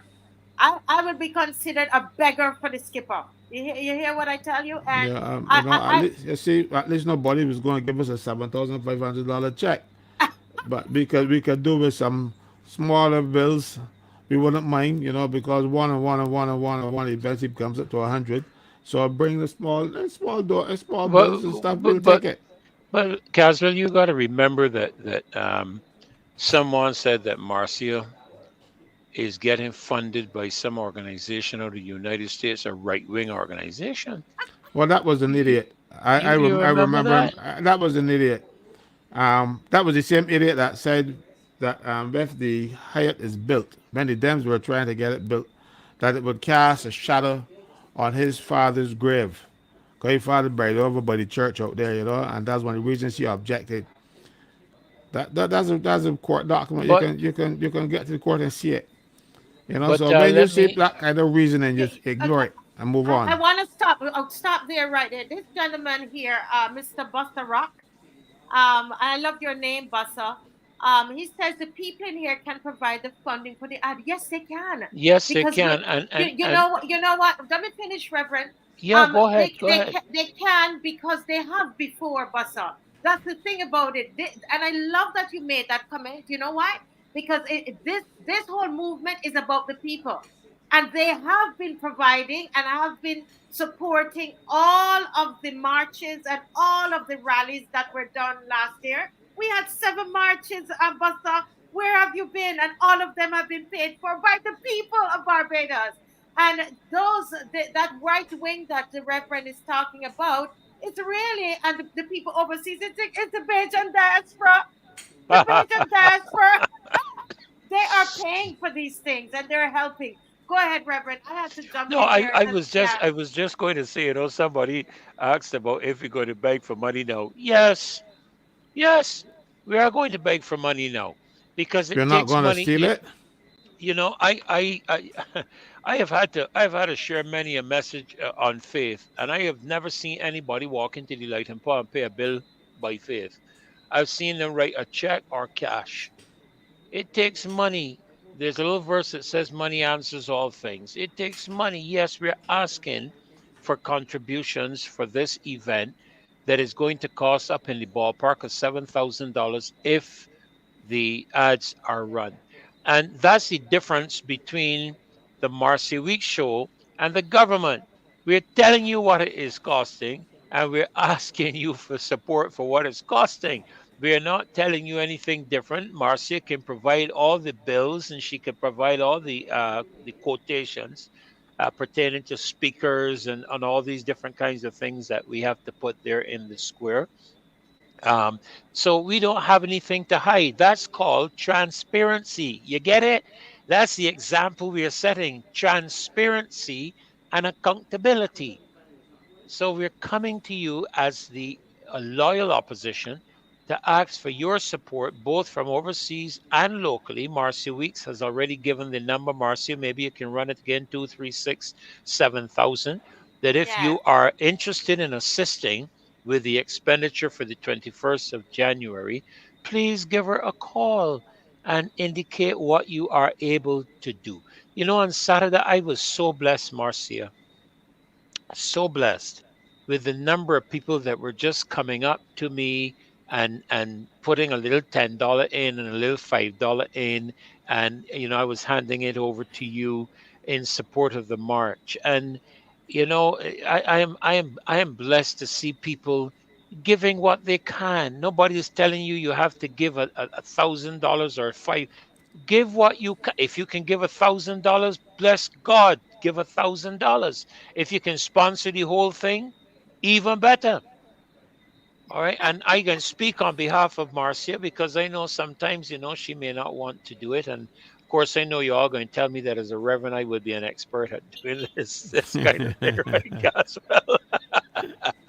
Well, I don't answer No, not no, for myself. That's but true. you ask, you see what you do. You remember the story about the widow's mite. Yeah, but you know, Go you know what ahead. the meaning is, though, Caswell. It says to ask. The three things: seeking, you will find; knocking, it will be open; asking, you will be given. Is what they call the continuous present tense in the Greek. In other words, you ask and keep on asking. You knock and keep on knock. You don't give up until you get what you came for. And that's same. You talk with the widow's mite by talking about the woman who went to the unjust judge to get a verdict issued on her behalf, and she was so persistent. He said, "Before this woman drive me mad, let me give her what she come for." Okay, but we're not going to do that with the loyal opposition. We just are asking you to do what you can to support the Errol Barrow Day celebration. January the 21st is on the screen at 5 p.m. Independence Square. This police will be there, and they will be there to protect and ensure that everything is peaceful. Yes, correct, Roger. $7,500 divided by 600 people is $12.50 each. That's how easy it is. Yes. You're And absolutely correct. Thank you.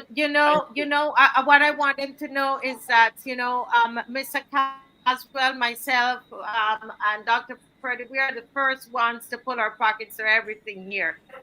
Anything that is happening, trust me, we give up our time. I don't even have to say that. You guys know that. So we don't even want to belabor that point. The point is that this is going to happen. And the fact that we got Independence Square, right? When she said we had Independence Square, I said, listen, this we've got to Alvin said we don't have to beg, we are glad to give. I tell you, yes, yes, we don't have to beg. We're talking about, we're talking about our founding father. uh, of founding father. That's how what we are talking about. And so we are not going to sit and wait on a party. And speaking about a party, I think it's time. It's really, really time that the Democratic Labour Party just settle down and stop the fighting. Yes, I was, yes. you're Go ahead. you're reading my mind. You're reading my mind, because I was going to start up by saying that there is an emerging threat to Barrow and his legacy, and Mm, that emerging threat is coming from all quarters. The Democratic Labour Party. The Democratic Labour Party is like like it has like an illness, like parasites eating it from within, and that serves one purpose: to keep the Barbados Labour Party in power. They got to stop this nonsense. I saw some bad behavior coming from the what I consider bad behavior coming from the president of the party in response to some wise counsel from an elder and the words that he chose to use to that person. I don't know if the person want me to call his name, so I'm not going to call it, but people have seen it. The person was only trying to say to them, look, you need to get out and speak up. I don't know if because he said, well, what Caswell did was good and you should be following that kind of thing, if that offended him. But I'm not his enemy. I don't think I have any enemies. Even the prime minister, but she's offered me jobs all the time. Your enemies don't offer you jobs. So I don't want the Democratic Labour Party to crash and burn. But that's where they're headed. And they're doing so because we have, I think the leadership of the party don't know how to lead. And certainly if they know how to lead, it's probably not even a scout troop. It got to be something like some little club. Certainly not a serious political party.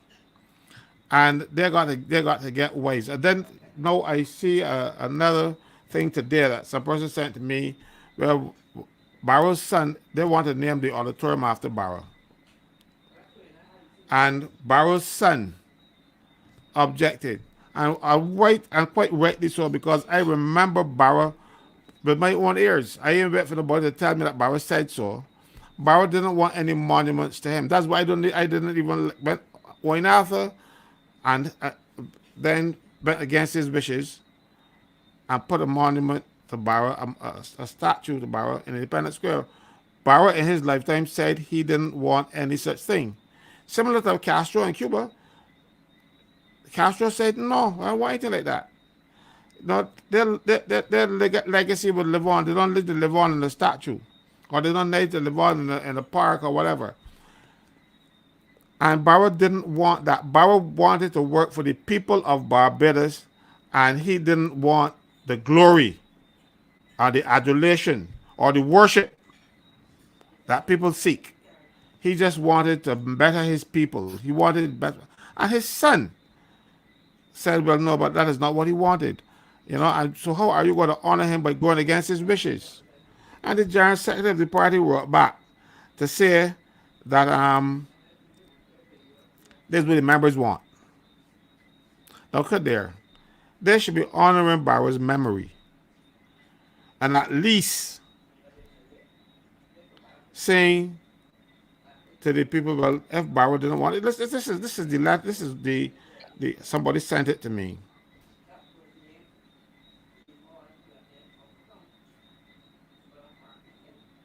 It says here, the following is the reply from the Deputy General Secretary to Mr. David Barrow, David Barrow's correspondence. Mr. Barrow, thank you for your correspondence and the contents. The naming of the auditorium was the express wish of the current membership of the party in the form of a resolution submitted and discussed and passed at the 68th Annual Conference 2023 of the Democratic Labour Party. Hence, the leadership of this party is following the desired request of our membership. Many monuments honoring the great man dot our physical landscape, and it is the desire of our party's membership that this remarkable edifice, built with his sweat and blood, be named in his honor. The father of our party and independence, I am sure, would frown on the state of disrepair that the same auditorium experienced up to 2018. But I doubt the naming of the building would not find favor with him in 2024. Thank you for your concerns, but we are just respecting the wishes of our membership in the year 2024. Signed, General Secretary Stephen Blackett. Now, they are honoring the request of their membership, but they are not honoring the expressed wish of the person who went about to build that auditorium, and they wanted to name it after him initially, and he objected. He didn't want it to be the DLP auditorium because he wanted it to be a Barbadian thing that anybody could come and feel comfortable there. He was not thinking about the party then, he was thinking about the country, the good of the country. You know? No. But these, I'm not going to call them clowns. I use that word too often, but I'm going to try to find another word for them, but that pops mates. But there are no, rather than concentrate on dealing with this unconscionable government that we have, they are fighting amongst themselves. And I saw the correspondence from David Barrow. Very fine gentleman. I know him. I've actually had interactions with him over the years when he was CEO at the airport. And I can attest to him being a gentleman, at least dealing with me. So let me put it that way. And he didn't, his correspondence did not suggest of any rancor or anything. He was just pointing out that this is not what his father wanted. Now somebody had to put it in there and to bring it back to reality and say, well, look, this is not the Barrow that formed the Democrat Labour Party, the Barrow that was the leader of Barbados for 15 years and then came back again in 86, and then but he didn't live long enough to finish his term.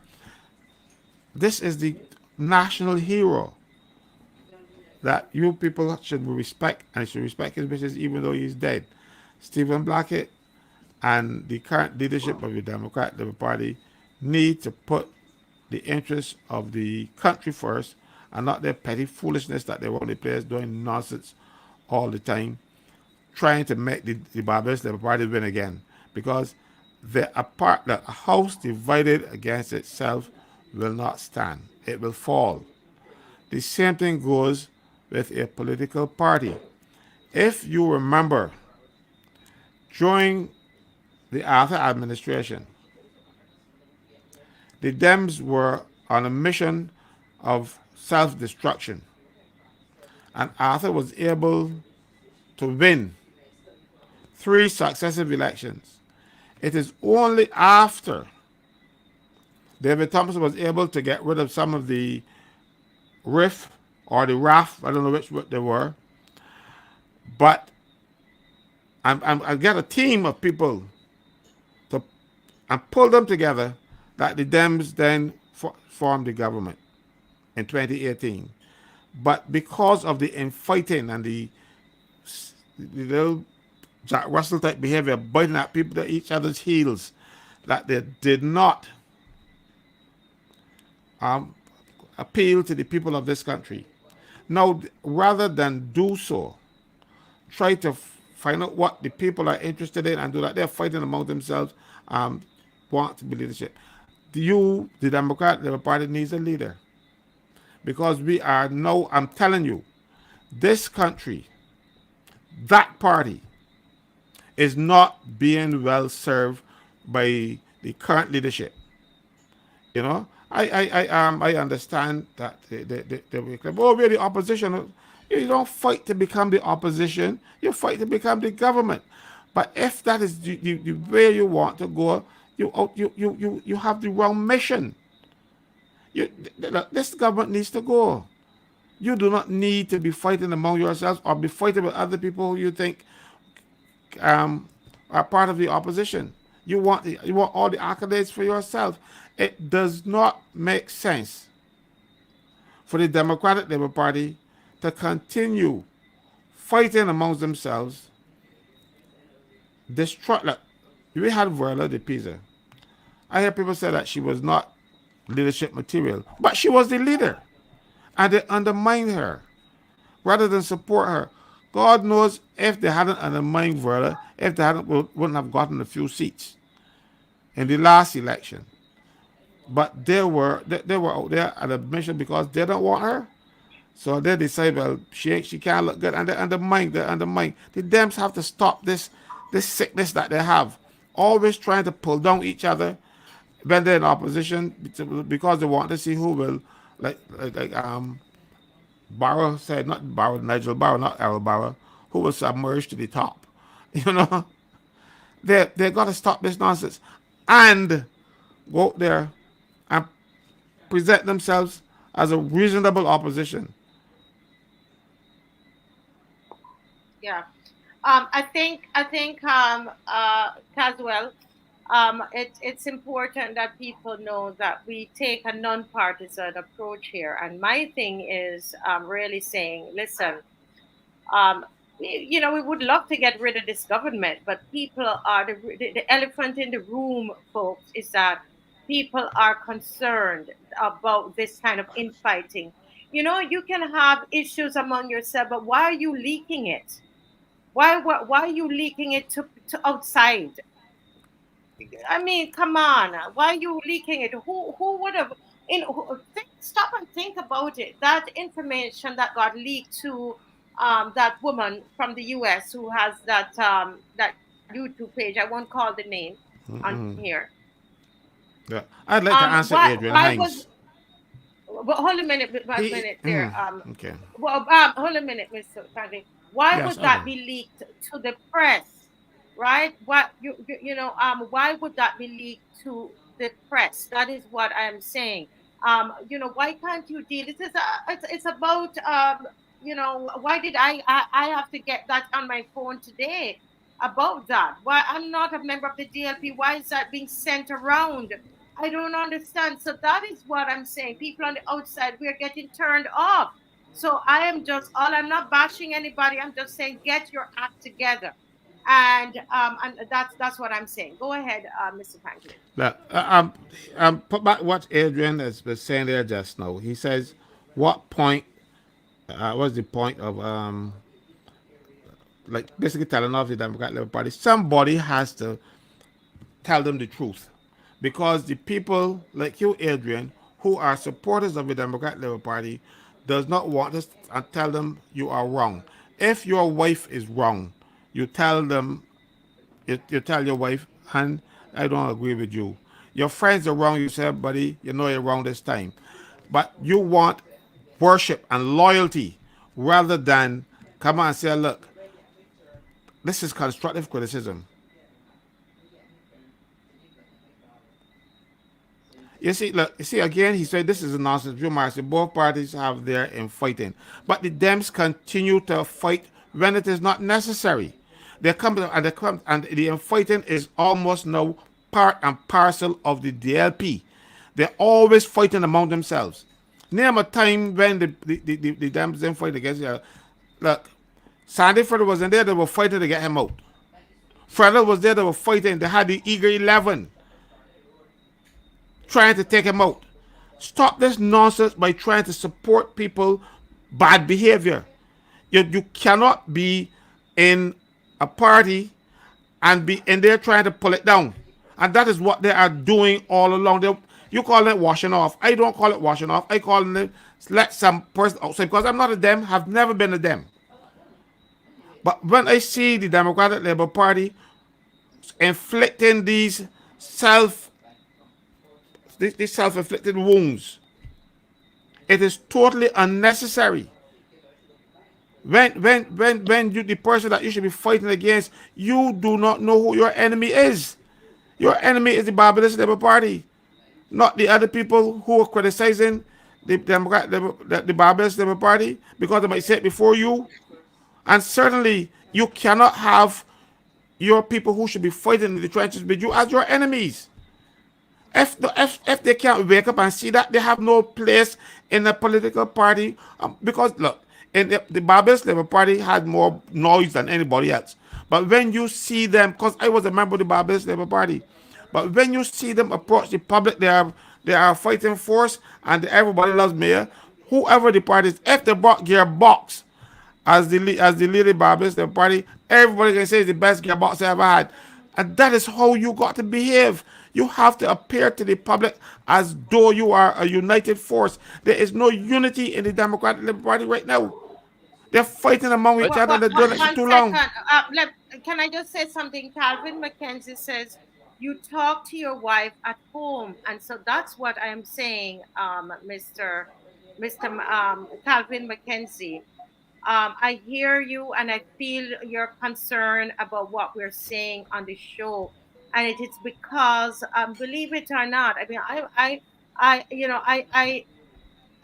believe in the philosophy. Let's put it like that: the philosophy and the vision of Errol Barrow.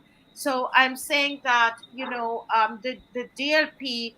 A lot of people, as somebody put it, this is DLP country. When you think about it, most of the people here, a lot of them switch over, or some people didn't even vote the last time, right? So all we're saying is, can you get your act together? Please stop leaking information to the public. Stop it. And yes, Adrian, there's a lot of infighting because we're getting information and we talk about it on the show here. In the BLP as well. They try to keep it, on the down low, but we're hearing it. So it's not that Well, we don't talk about it, but just keep it, try and organize yourself. The people want you to do well, is what I'm saying. Hear me well. The people Marcel, want you to do well. Yeah. And well, then I Reverend just Ferdinand. oh, okay, go ahead. I just got two WhatsApp messages from people sending me this thing, and it said one says I have never heard any party pick a fight with an ally, and then it says Ronnie Yearwood seems to be fighting the Marcia Weeks team. He's supposed to be fighting with me. I won't fight with him.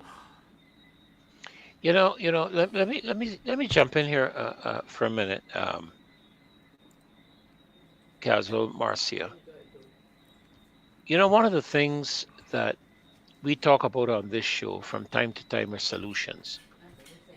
Um, and when I campaigned in 2022, there were solutions I brought to the general public. I wasn't elected to office, and that's water under the bridge. What I believe Barbadians are looking for in an opposition party is a party that will show themselves to be an alternative government to the current administration. And I want to say that I have a strong belief that the issue with government today is not the Barbados Labour Party. The issue with the government today is Mia Motley, and I can just leave that there. But people are, and the difference here, Caswell, is that Mia has the power to shut down critics within the party because of whatever it is, whether it be, and I can't say what it is. It is alleged. I've heard people talk about, I got to be very careful what you say, otherwise, the next thing you hear, they'll be knocking at my door coming to lock me up. But I've heard it said, it is alleged that some people, you know, are getting things. You all read between the lines. While in the Democratic Labour Party's, on the Democratic Labour Party side, the president ain't got that capacity, neither financially or otherwise. But what I believe people in Barbados are waiting to hear is an alternative government. In other words, I would get here and I would say this: when I become the Prime Minister of Barbados, I will rescind the Samoa Agreement. When I become the Prime Minister of Barbados, I will return the National Insurance Scheme back to what it was. I believe these are the kinds of things that people in Barbados are waiting to hear. They're waiting to hear, okay, what are you going to do? Because there's no shortage of criticism of this administration, no shortage whatsoever. But what people, I believe, are waiting to hear is, what are you going to do? Uh, you know, um, you take the digital ID. I believe, and I think, Marcy, you mentioned that the president of the Democratic Labour Party, was one of the first people to really speak out publicly against the digital ID. But publicly, we need to hear a lot more. We need to hear the voice of the Democratic Labour Party, and I am very careful. I have led a church. I have led a charity. I still lead it to this day. I'm very careful to have everything spinning around me and not around the organization. And I believe people need to hear what the Democratic Labour Party wants to do for the country, and not necessarily, we have developed some things with. I've listened very carefully to the Prime Minister, and one of her speeches, I heard her talk about the Barbados she wants, not that the Barbados the Barbadians want, the Barbados she wants. And that is what I think is turning people off. People want to hear what is the Barbados the people want. And so I believe that there is a sense in which people are waiting to hear what is the Barbados that the Democratic Labour Party wants to offer in 2024. I'm not going to really get myself embroiled in their internal issues because both sides have it. And I know from experience the Barbados Labour Party seems to be a little bit better at presenting a united front when you attack the party, and they present it, but they have the infightings, as you said, just Yeah, like yeah. everybody It else, yeah. you know. But right now, um, I believe that the people are waiting to hear what is it that the Democratic Labour Party is going to be bringing to the table. I saw somebody talking about them being, I think it was Adrian talking about them being the next viable, the viable opposition. But people want to hear what you want to do for Barbados, and Yeah. and that's what And I'm not hearing. that's actually what I've been saying. I started off the conversation saying that, and I always, whenever something is done by the president, this woman on the show always compliments the president. If you remember, every time he says something, I will come on and say, well, Ronnie Yearwood did this, etc., etc. And when it's not done, I will say, but he didn't continue. He needs to be persistent, right? But anyway, someone wrote something here, and they sent it to Dr. Ferdinand, and I later saw it in my message, and I think that which should be read. They said, which I told Dr. Ferdinand. Remember, I told you earlier that we should read it to present two Mhm. sides to it, and then we are going to go back to the other issues. Some people say go back to the issues. This is an issue for Barbadians because they're looking for an alternative. You understand? And this is why they're disappointed. So we have to address this particular issue. So come on, guys. Let's deal with all the issues. Yeah, Uh, you can't ignore these are issues, Marcia, and that's the problem we have in Barbados. We are not having a discussion about the issues. yeah. So this is No, this is no, part of it. no, no, Uh, nobody votes for an opposition. An opposition is what's left back when you form a government. You people vote, they vote to get a government. So if the Dems think that they're going to be they want to be in opposition, or they want to present be a strong opposition, they are approaching this thing very very incorrectly. They no, you should be aspiring to be the government, and then if you don't make it, then you become the opposition. But you don't go there looking to become the opposition, and this is what they seem to yeah. wanted to be doing. They want to remain in opposition. Yeah. Okay. So let me just read something here that someone sent, which is a fair comment, though. They said it's an interesting view from the Barrow family, except that this would not be the first act of dishonoring of the Errol Barrow legacy, given that under the oversight of Sister Nita and daughter Leslie, there was a state funeral at the National Stadium. And I remember that in my research, Yes, a laying yes. in state in St. John and the creation and erection of a statue all against his express will. I didn't see will there, but I think that's what the person is Yeah, trying. yeah. Did I see will? The word will? Wishes, all against the express wishes of Errol Walter Barrow. So let's at least we have that out there, and I want to say to those that are supporting of the DLP, we understand the way you feel, but all we're saying is, man, get it together, please. People are depending on you all. People are depending on you all. Get it together. That's it. That's it. Can we move on to something else? Oh, Yeah, lovely. but yeah, I think I said enough. If they don't, Yeah. he who has ears, let them hear.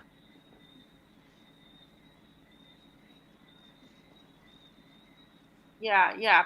And as the person who is commenting from me said, for African Bridge says, how can this be non-partisan if it does not address issues?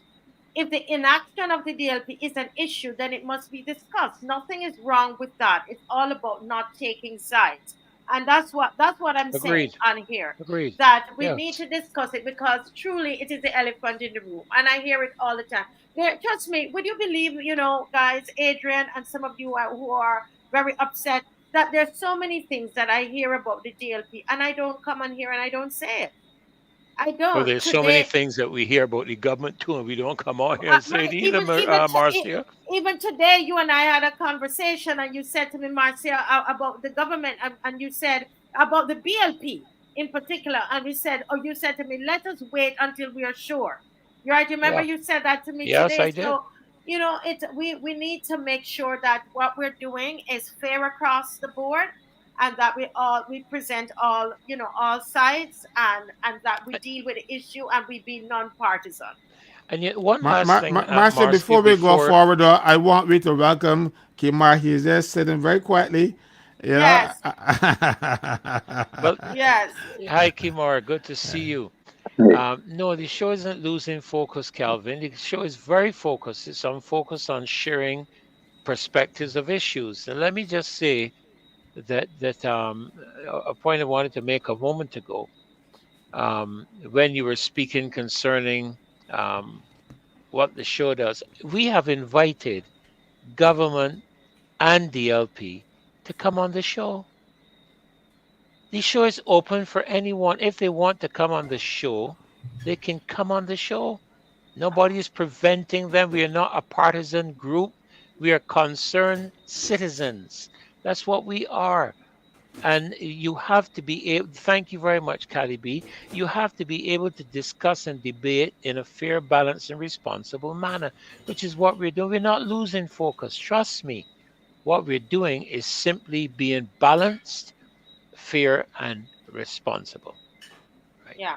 And when you're a diehard, it hurts sometimes, honestly. Oh, yes. It, Oh, it hurts, yes. and It and does. and it hurts. And I love Barrow, so obviously, things. I didn't want to bring this up today, actually, but when I thought about it, I'm so disappointed. And the point that I want to make to the DLP supporters who are on, speak to your leadership, deal with your stuff inside, stop leaking your stuff to the media. Stop it. And It's not good. I am not a big lover of Errol Barrow. I grew up in the Barbados Labour Party, Marcia. So if I grew up in the Caswell, if you grow up in the Barbados Labour Party, you're going to be a big strong lover of Errol Barrow. But my mother taught me give Jack his jacket. That is what my mother taught me. So when Yeah. a person is deserving of being credited, credit them. We credit Mia Motley with some of the things that she's doing, but when she's deserving of criticism, she gets it. Yeah. That's Yeah. called balanced. Yeah. But you know what? We said we were going to move on. I think we've dealt with this enough. Let me round this off, this section, by inviting everyone to the Errol Barrow Day celebration. And just so you know, and everybody know, this is something that was in the making for a while, and we were waiting um, to get the Independence Square to do it, and has nothing to do with anybody's agenda or anything anybody else is doing. You please. I have a movie about Errol Barr. I've done studies on him, etc. And so I have a deep respect and love for him. And so we are doing this event. It has nothing to do with anything that is planned.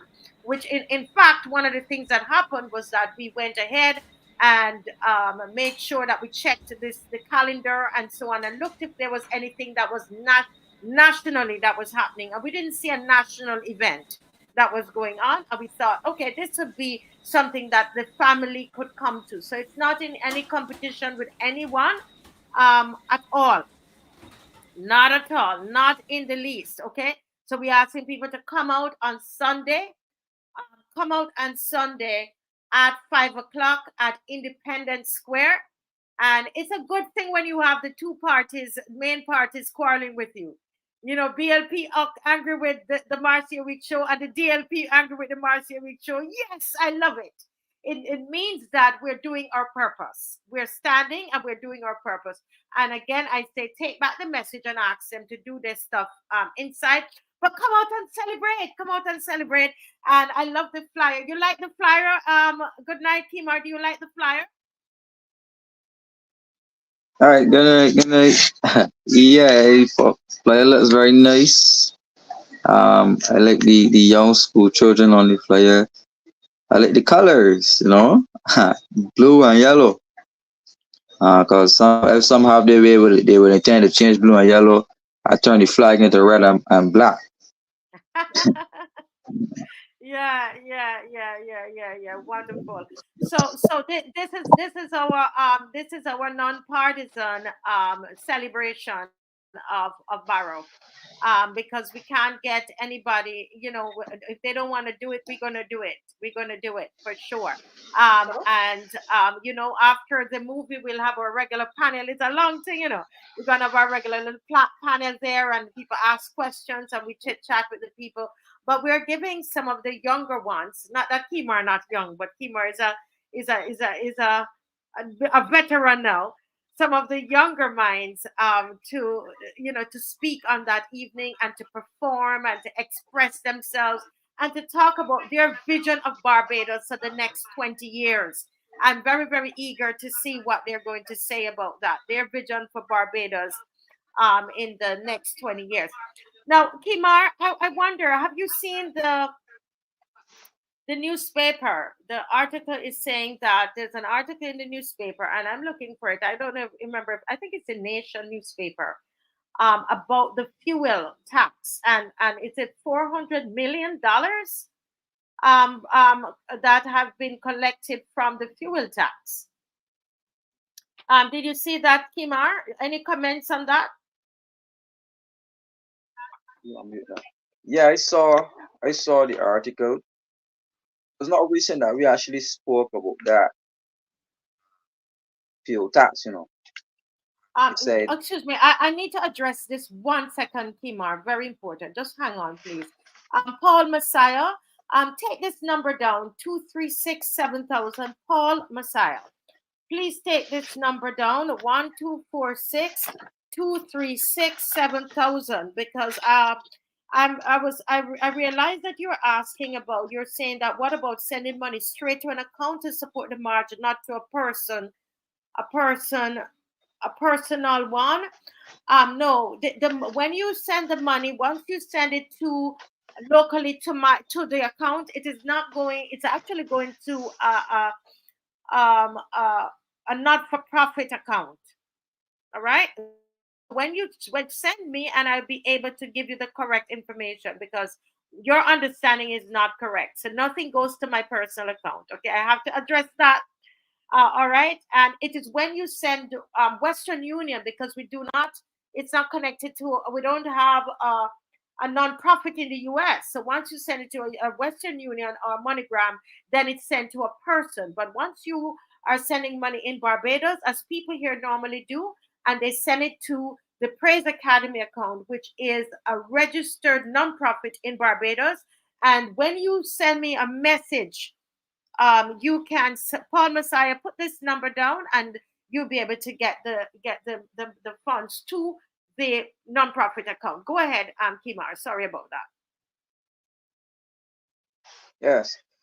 Well, the fuel tax making $400 million since inception. The fuel tax, and as far back as when they ran in that 2018 January election, I warned Canadians about that fuel tax, and I told them that they were going to pay more. It is because the fuel tax, well, it was not fuel tax at the time, but tax, right, in a lump sum payment that you had to pay. The manifesto pledge of the Barbados Civil Party, that road tax directly when you had to go and pay, and that you be charged at the pump, right? And the charge at the pump levied at 40 cents per liter of petrol, 40 cents of liter for diesel, and 5 cents per liter of kerosene. And it went in from the 1st of July 2018. And to register a new vehicle, you had to pay $400, and all persons purchasing commercial vehicles, whether new or secondhand, were required to pay a registration fee of $1,000. Also, it said that commercial vehicles will still be required to register on an annual basis, but will not pay 50% of the previous fees paid as road tax. And I quoted that from news here. Yeah, right. But that is something very serious, right? And the government knows that everybody got to drive, right? But it isn't only affecting the people who drive.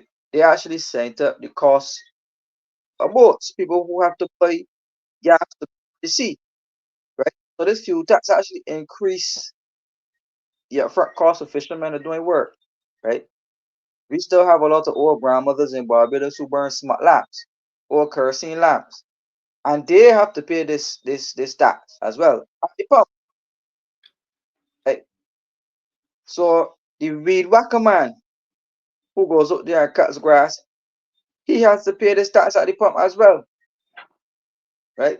So it was an unfair tax to begin with, but Barbados were caught up with the word free. I don't have to pay a road tax. The government can remove road tax. But now they collect $400 million off the backs of Barbadians since 2018. And that's a lot of money, you know. I say the government has collected the highest levels of tax revenues ever in the history of any administration of Barbados. And this proves it. Right? So you have $18 million a month from the sewage tax. Now you have $400 million from the fuel tax. Right? So it is unconscionable. And every time the still high the price of fuel in Barbados is, right? It is absurd. And whenever you go into Papa, you quickly realize that Barbados has one of the highest levels of fuel pump retail price in the Caribbean. Extremely high, right? The reason why gas in Barbados has to be so high, right? Again, fuel adjustment charge. The government inserting itself trying to make money. Excise tax, this tax. You pay a slew of taxes outside of this particular tax here. You pay excise tax on fuel in Barbados, right? So like the light bills is a built-in component within your gas bill at the pump as well. And you pay way more money in taxes than you actually pay for gas. Right? So the high cost of fuel is not necessarily because of the high levels on the international market, you know, in terms of oil prices. Actually, the government again compounding all of these taxes on the fuel charge to be making money off the backs of Barbadians. The government benefits the most from high prices at the gas pump, and that is where they could put this tax so high because they knew exactly what they were doing. But I blame my people because as long as we hear the word free or remove, we automatically jump up. And there were people who were justifying that they rather pay a piece every time they go to the pump than to pay a lump sum.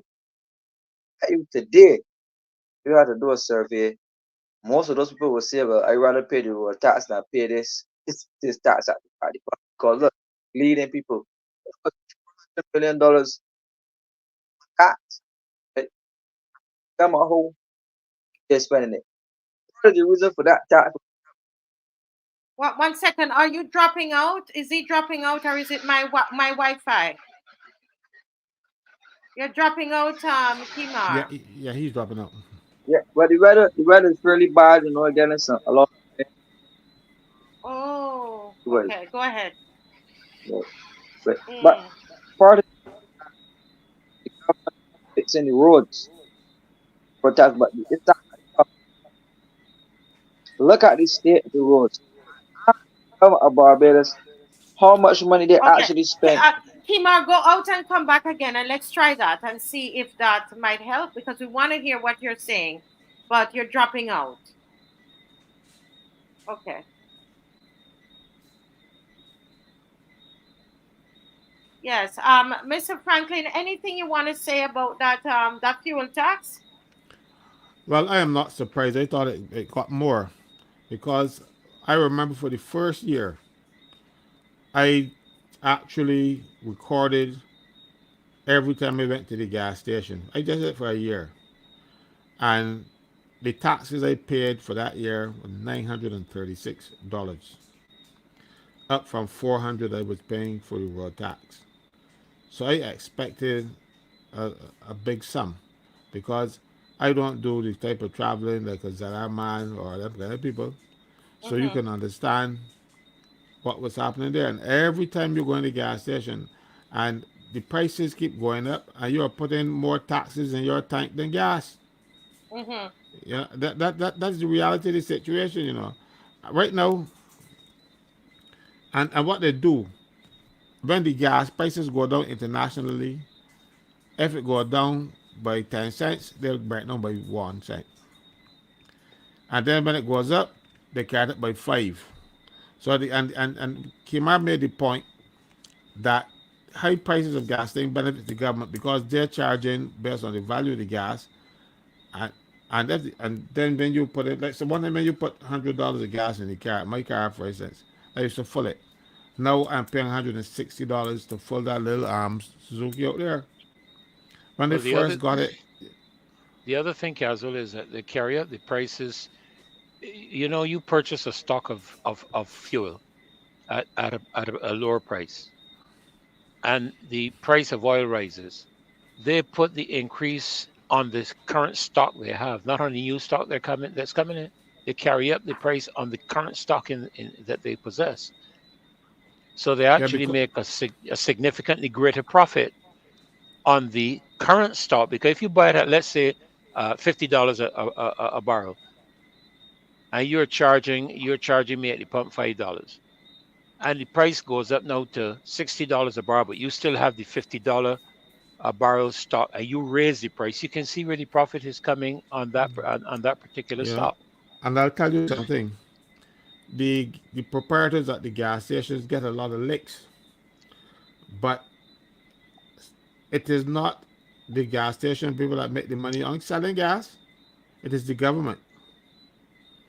And they are asking to get increases and that kind of thing because the government get more money than them for paying gas. So they're actually there as tax collectors for the government, as opposed to that their main function is collecting taxes and not selling gas because they provide more money in tax than they do for the cost of the petroleum, and that is unfortunate. Barbados has the highest cost of living, cost of In the petrol in the Caribbean, Caribbean, and no one seems to want to do anything about it because Cas, you know what? Caswell, I said that compared to Cayman, I've been going to Cayman Islands for 19 years. I can pick up a package of Eclipse soda bix in Grand Cayman for 56 CI. That's about 62 cents US. We pay $1.99 at Popular for soda bix, and $2 and something cents at the other supermarkets. But I can get it in Grand Cayman for $1.20 something. And when I come back down here and I look at the price of Kellogg's cornflakes, I paid nearly 6, 7, $8 for a large box of Kellogg's cornflakes here. I pay about $4 US cents for it in Grand Cayman. And when I tell people Barbados is more expensive than the Cayman Islands, which is a shocker because you would expect the Cayman Islands to be more expensive because it's an expat country. That just goes to show you how expensive Barbados is. No, but look, I can assure you, I used to go to St. Lucia every year until COVID, and I remember one day I went.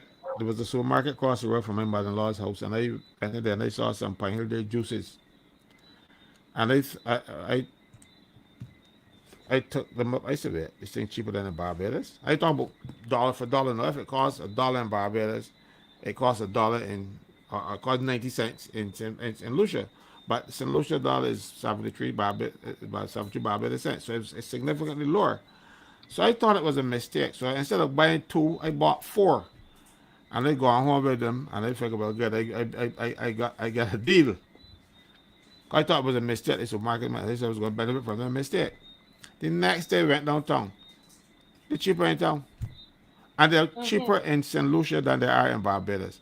Drugs sold by Carolina Laboratories to St. Lucia, Manville and Charleston, their drugstore, are cheaper than at Collins Limited in Barbados. And the only reason for that is that they are selling you what they think the market can bear, as opposed to what the actual value of the good. Because you're not going to sell them below the value to sell them to some. You're not providing a charity in St. Lucia. You're not giving them away. You're selling them at a profit. And if you are selling them at a profit where you have to send them by sea or air, there's no sea and air costs from Warren's to the stores in Bushtown. But yet still we are paying higher costs in Barbados. The reason being is that the people in Barbados know they can rip us off and we will sit down and take it. That is the only reason. It cannot be our cement plant that sold cement to St. Vincent and it was retailed in St. Vincent cheaper than it was retailed in Barbados. So all But these things. So that even happened with furniture because I remember workbench furniture cheaper to buy in Trinidad than here. Yeah. Can Kimar, as you know, was speaking when he Yeah, dropped he's off, back. Yeah. and so he hasn't been here for the most of the evening in all of the heat. He was out of the kitchen. So Kimar, continue what you were saying. Let's hope we can hear you. It's always good to have you. Go ahead, please. Yeah, can you hear me clear now? yes. Hopefully, yes. Right. Yeah, so as I was saying, $1 million short space of time shows that the Mm. station, Okay, do us a favor. Try turning off your camera. Let's see if that might help the bandwidth. Yes, yeah, continue now, Kimar. Let's try. right, saying it shows the government's changes in terms of changing from a direct taxation system, which is Change it, right? increased income taxes, to more indirect tax system where you put taxes on consumption, things that people have to consume. So you put taxes on water, taxes on gas, taxes on electricity, you put taxes on travel, right? And then you rely lastly on what you call an inflation dividend. So you will hear the governor of the central bank saying this has benefited significantly the inflation dividend.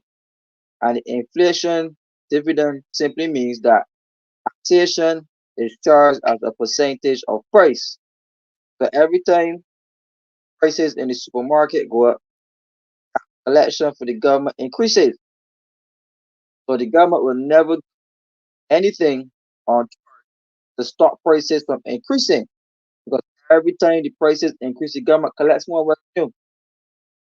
Right? They get more VAT, they get more fuel tax. Right? So they never do anything to stop these consumption taxes.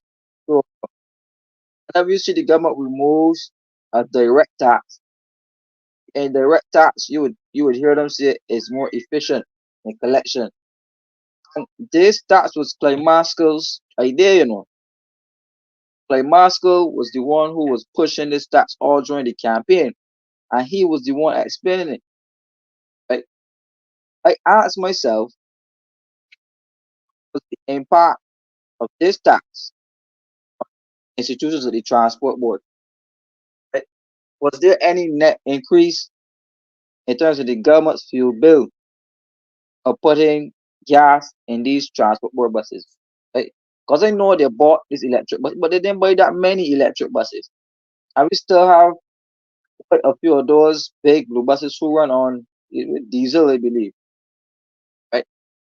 So as I'm saying, the government has to buy from itself. And when you implement policies, you actually increase the cost of running the government. Right?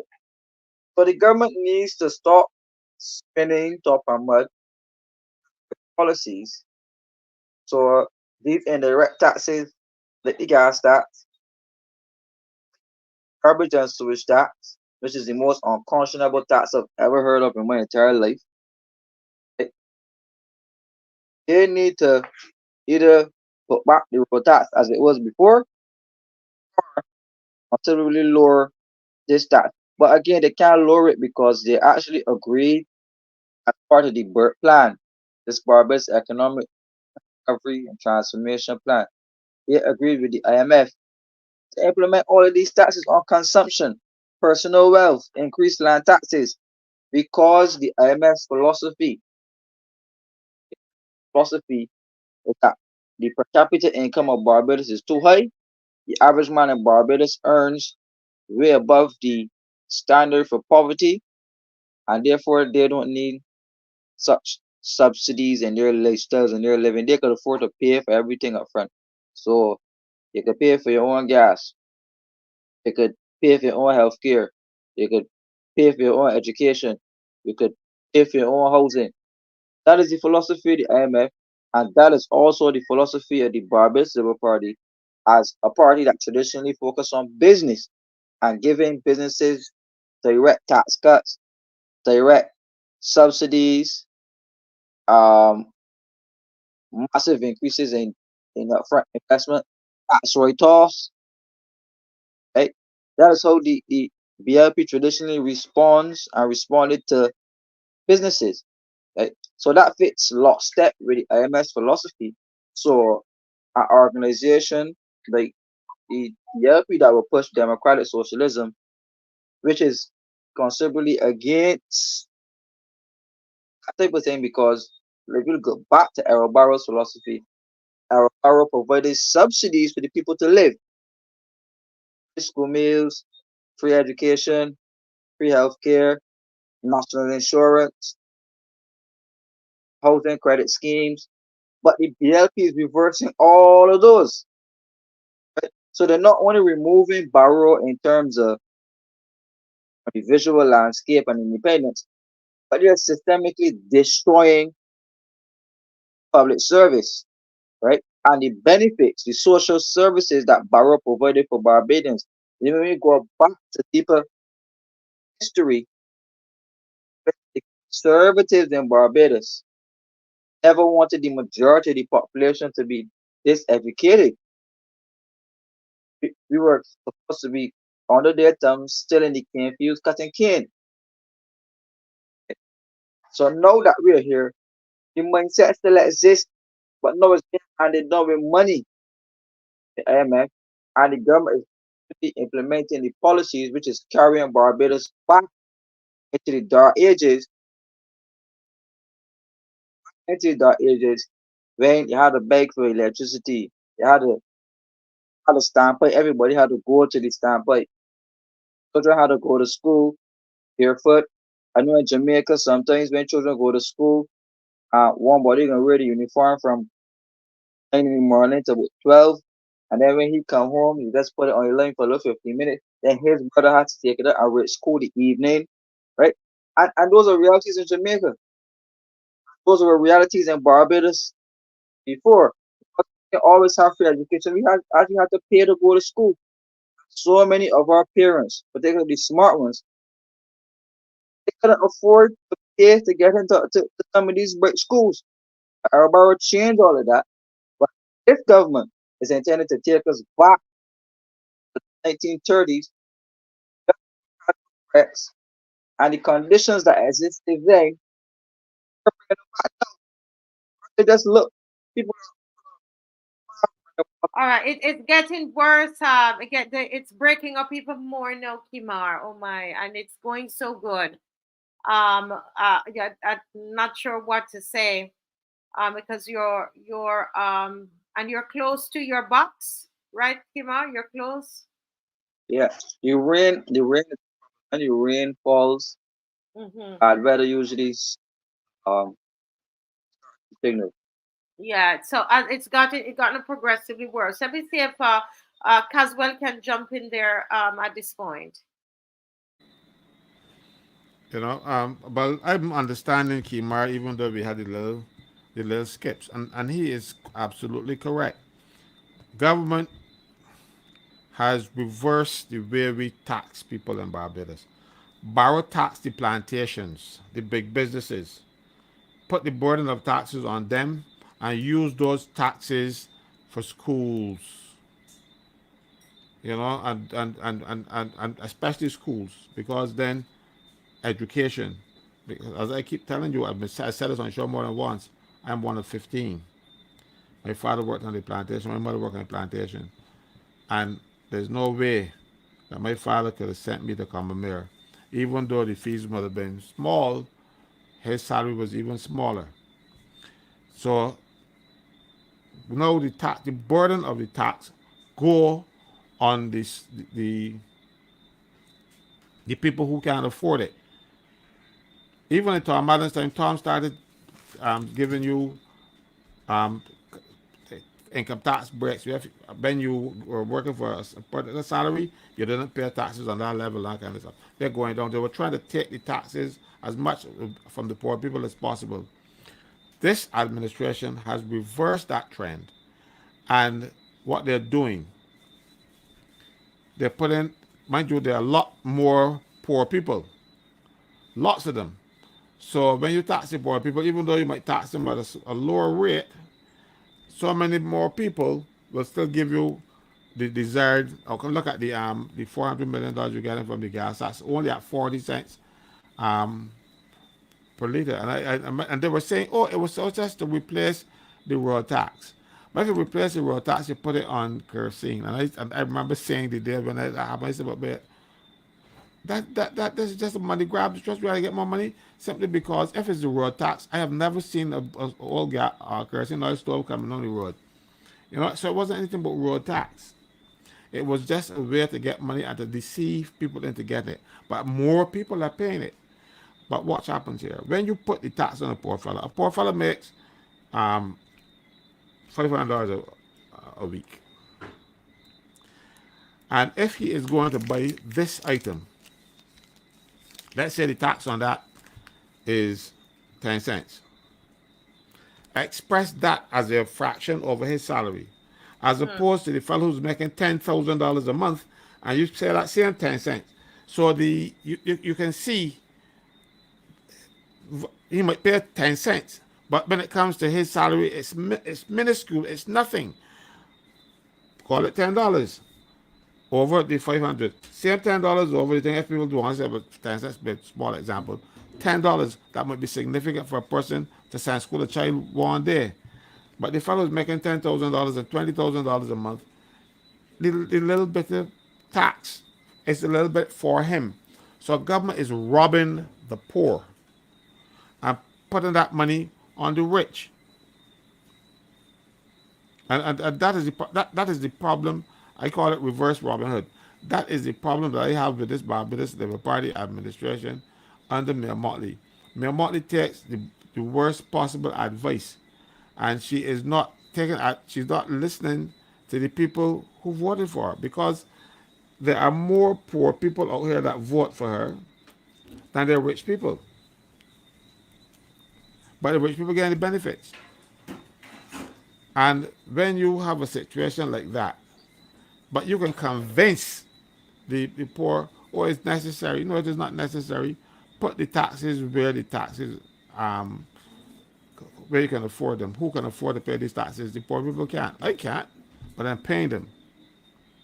When you go to the supermarket and you pay VAT, the fellow who coming in there, well, there's not a lot of good VAT on items in the supermarket, but there's some things that pay VAT.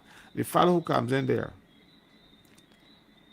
that making the same $20,000, $10,000, can pay the same amount of VAT as the fellow who only working for $2,000 a month. So people have to challenge this government and tell them, look, you are killing us. You are killing us and smiling. That is sadistic. You know, you're smiling in my face while you're killing me. That's the very saddest behavior. You cannot and you should not run the country to the detriment of the poor. And that is what is happening. You know, and if we don't open our eyes, we will have a situation where the poor people go back to picking palm grass. You know, I don't know, Marcy, if you know about picking palm grass, but in Barbados, the people who live on the plantation territories, their children had to go in the fields, and because palm grass used to kill the crops, you know, and it used to be like a pest, and it used to sheet the ground and kill the crops. So the people had to go, and the young people had to go and pick the palm grass. It was easy to pick, just pick it and pull it and thing, but it grew overnight almost. No, if you didn't let your children go to pick palm grass, you had to move your child house out of the tenantry, because you were there actually providing labor. When you get children, you were providing labor for the plantations. This now, we're still providing labor for the plantations, but the government is making sure that that labor is there. You look, what do we see any meaningful jobs coming to Barbados? We see call centers. That is the type of that's what they relegate our young educated women to do. Call centers. You go in there, you answer people because they have some problem with their TV in the states and that kind of stuff, you know, or they want movies, they want rent movies, and they rent them through call centers, and that is the level. That is the type of jobs that the government has sourced for its people, and they're not well paying jobs. We need to provide people with skills. We need to give a fella a job that if he leaves that employment, he can go and work with that skill someplace else. But when you got a call center and you are only doing it for the particular company in the United States, when that job is finished, you gotta go and train again. You gotta go and train again to do another job. You can't transfer those skills because there's no skills to transfer. And they think that you have to get mass employment, but the mass employment is poor. It's just you're just Mm-hmm. exploiting people to call them employed, and they can't feed their families, and then you're taxing them too much. This is the philosophy of the Barbados Labour Party: tax the poor and give to the rich. Yeah. And that's the thing. I think that people are really, they're seeing them for what they are. They said give me the vote and watch me, and they're seeing them for exactly who they are, and people want change. And I believe that that is what this whole show is about, seeking change. But we have just a couple more minutes left. I don't know if we're gonna try um Kimar again and see if we can actually hear Kimar. Let's see if it's any better. Yeah. Well, hoping family. We just it just we Yeah. can see your mouth moving, but we're not really hearing. We're not really hearing much. Is there anything, Reverend Ferdinand, as we close off tonight, that you want to say concerning this fuel tax, or is there any other issue that we have not raised? Well, the thing is that I like to try to look at the two sides of the story, two sides of the coin, because I think a lot of people have found it a lot easier to handle um, the whole matter of vehicular registration through this process than before. Mhm. And I'll give myself as a personal example. My vehicle was $1,600 a year, and it's a car. $1,600 a year. It was a Subaru Legacy. $1,600 a year that I had to look for. And when you're dealing with children in school, food and lunches and all these different kinds of things. $1,600 is a lot of money to look to come up for in one shot. So that when they switch to this aspect of the fuel tax, I believe many people saw it as ease in the sense of having to come up with that full sum of money at one shot. And I think that's where a lot of people are prepared to, I don't want to say ignore, but prepared to probably sidestep the fact that they are paying more by paying these little amounts at the pump. I hear what Caswell said, and he's probably correct. Even if you were to take my vehicle into consideration, because you're going to pay on what you use, on the amount of travel you do, the amount of driving you do, and so on. And I believe people saw that as a bit of a ease in terms of having to pay the full amount. Now, I must say that when I listen to the amount that is being generated, my question is, what is that revenue doing? I said to someone a couple of days ago, I have never seen in the history of Barbados the roads as bad as they are currently. And if the fuel charge, Caswell, a lot like the what do you call these taxes you pay now in the United States when you're going from one area to another, Tolls. toll. Those tolls you pay, and that's how the state upkeeps the infrastructure, the roads and so on of the state. But we have been paying, you say, $400 million in fuel tax. Look at the condition of our roads. And don't worry to tell me that a little half dead repair or a little half dead paving of a little 6 mile stretch, you're going up 6 roads and pave a road that did not need to be paved. Because I know that run from Searles Plantation all the way back to 6 roads. I know that run. That did not need to be paved, but you needed to pave St. James. The worst road in Barbados is South Coast or West Coast. The two worst roads in Barbados, which are tourism centers of the country.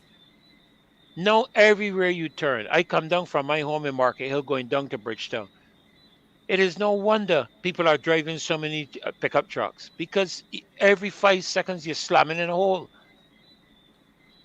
So I want to know what is happening to that $400 million.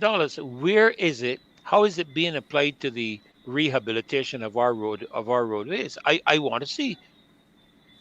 I don't think Barbadians would be fussing us. And then, sorry, excuse me, that is $400 million made from the fuel tax, which is supposed to be for infrastructural upkeep and maintenance. And we have still borrowed in excess of $500 million to do exactly the same thing. So right now we are supposed to be spending nearly $1 billion. Kimar, you can correct me if I'm wrong. We are getting close to spending $1 billion in money specifically targeted for infrastructural development, and the roads are the worst this country has ever seen. 400 million from fuel tax, 500 plus million in loans. They had a 200 and something $1 million loan the moment it came to office from the Inter-American Development Bank for road infrastructure development. Over $300 million loan from the Chinese for infrastructure, road and repairs. And now $400 million from the thing tax. Five and four is what? 900 million plus dollars. Where is it? I cannot Consultants. drive I cannot drive anywhere in this country without hitting potholes left, right, and center. And I mean that seriously, left, right, and center. I can't drive anywhere in Barbados without that. And don't worry to tell me about a half dead piece of stretch coming down South Coast Road. You coming down the South Coast after you pass that half dead piece of stretch, bare potholes. Before you get to the half dead piece of stretch, bare potholes. And the car, my daughter's going to have to spend, if I don't find some way, she's driving a truck. She got to repair all the lower arms of the truck. The truck is only a few years old. Man, I used to drive around this country in a sports car, a Stag and a Holden Menard 350 GTS, and I repaired nothing in them for nearly 5, 6, 7, 8, 10 years. And you got a truck is only about 4 years old, and you changing lower arms on the suspension? You know how many potholes that child has hit? with a truck. But you see, So the only a somebody few. has to be able to say to us, where has that money gone? Show us the infrastructural development. And there's not even a new road. I stand to be corrected here, but I am not aware of no new roads, no new highways. You drove the highway recently, Marcia. The highway got not potholes, undulations and everything in it on the highway. No, it got potholes too. Where you coming from? How this is Right. turning into Warrens and I Yeah. hit into. So Listen, that is my position. I mean, I want to know where has all this money gone? It's supposed to be for infrastructural development. That's what we were told. It would go toward road maintenance and so on. I can't see it happening. yeah. I think we Thank you. can a very good contribution there, Dr. Ferdinand, and I think we should we need to you know, to continue this and to put some figures down, put some of those figures down and show the people, show it to the people. Kimari here is saying insurance premiums are set to increase. So this is something that we should look into and be ready again for next show on Wednesday. Let me just say thanks to everybody who's joined and all the comments. It was quite hot tonight and But we that's love what the each show is other. about. That's what the show is We about, love we Marcia. love each other. We come on here, and you know what? People from every party curse us. The third party said, I speak against them, and everybody have a problem. But the good thing is that we're dealing with the issues, and that is wonderful. And we love Barbados. That's what we have in common. We love Barbados, and we're here, and we have our we're on January 21st. We are going to be where? Where we're going to be, Caswell? We are going to be in Independence Square. In You Independence there you Square. go. Independence Square. Independence Square. I think they heard what I said, so they want to make sure that I don't get upset. Yes, January the 21st at 5 p.m. Independence Square, ERROL Barrow Day celebration, movie night. Bring your own popcorn and cokes, and bring some for myself and Marcia and Kimar and Caswell. I remember when we could not afford um, videos and TVs and stuff. The JS had the mobile cinema. So that's Yes. Yes, going that's going yes. to be reminiscent of the mobile cinema where they used to come and show, yeah. So we're going to have our own mobile cinema on Independence Day. Come out and see how it was done for the young people who don't know anything about the mobile cinema. Come out because that was a big thing in our lives. They used Oh to come and show yes. it in the police station or at the district hospital, They used to and show it, Caswell, on the pasture of Boscobel School, where my mother was principal on a regular basis. We used to sit down in the night and watch it there. Yes. Well, guys, that's it for this evening. And sorry, Kimar, that we couldn't hear more of you tonight, but we see you on Wednesday. And those who want to hear more of the economy, you can tune into Alternate Views on Thursday. All right. So bless you all, and we see you on Wednesday. Sleep well. Thank you, Mr. Franklin. Thank you so much to my co-host, Dr. Ferdinand Nichols. Thank Thank you. you, Kimar, Thank you for your too. Thank you. contribution. Thanks to everybody who joined: Judith Ann Clark, Sir Alfred Benjamin, Square Four, Adrian Hines, Kenneth Oh Gittens, wow. Galvez, And you can't Mervyn, forget Bussa. Buster. How can we? No, I can't forget Buster. I, I, I didn't mean to step on Adrian's toes, but somebody has to step on the Democratic Party's toes to get them to shake them into some sense of what a purpose. Their And purpose is not to. don't worry, man. Adrian gonna get I think behind them and wake them up. I think Adrian understands. And Bihoy, Andrea Critchlow, Pedro Gemot, Mark Clark, and the list goes on. I can On and Hurricane on. Writer. Lovely. Everybody, we love you all. See you again on Wednesday, and prepare to come out on the 21st. And don't tell me you're working. Don't tell me you're working, because everybody looks like they're working. You're not working. It's fetch you going. You fetch you going. No fetching. All right. See you. Bye bye. Love Good to night. see you all. Good Bye night. bye. God bless. Bye bye.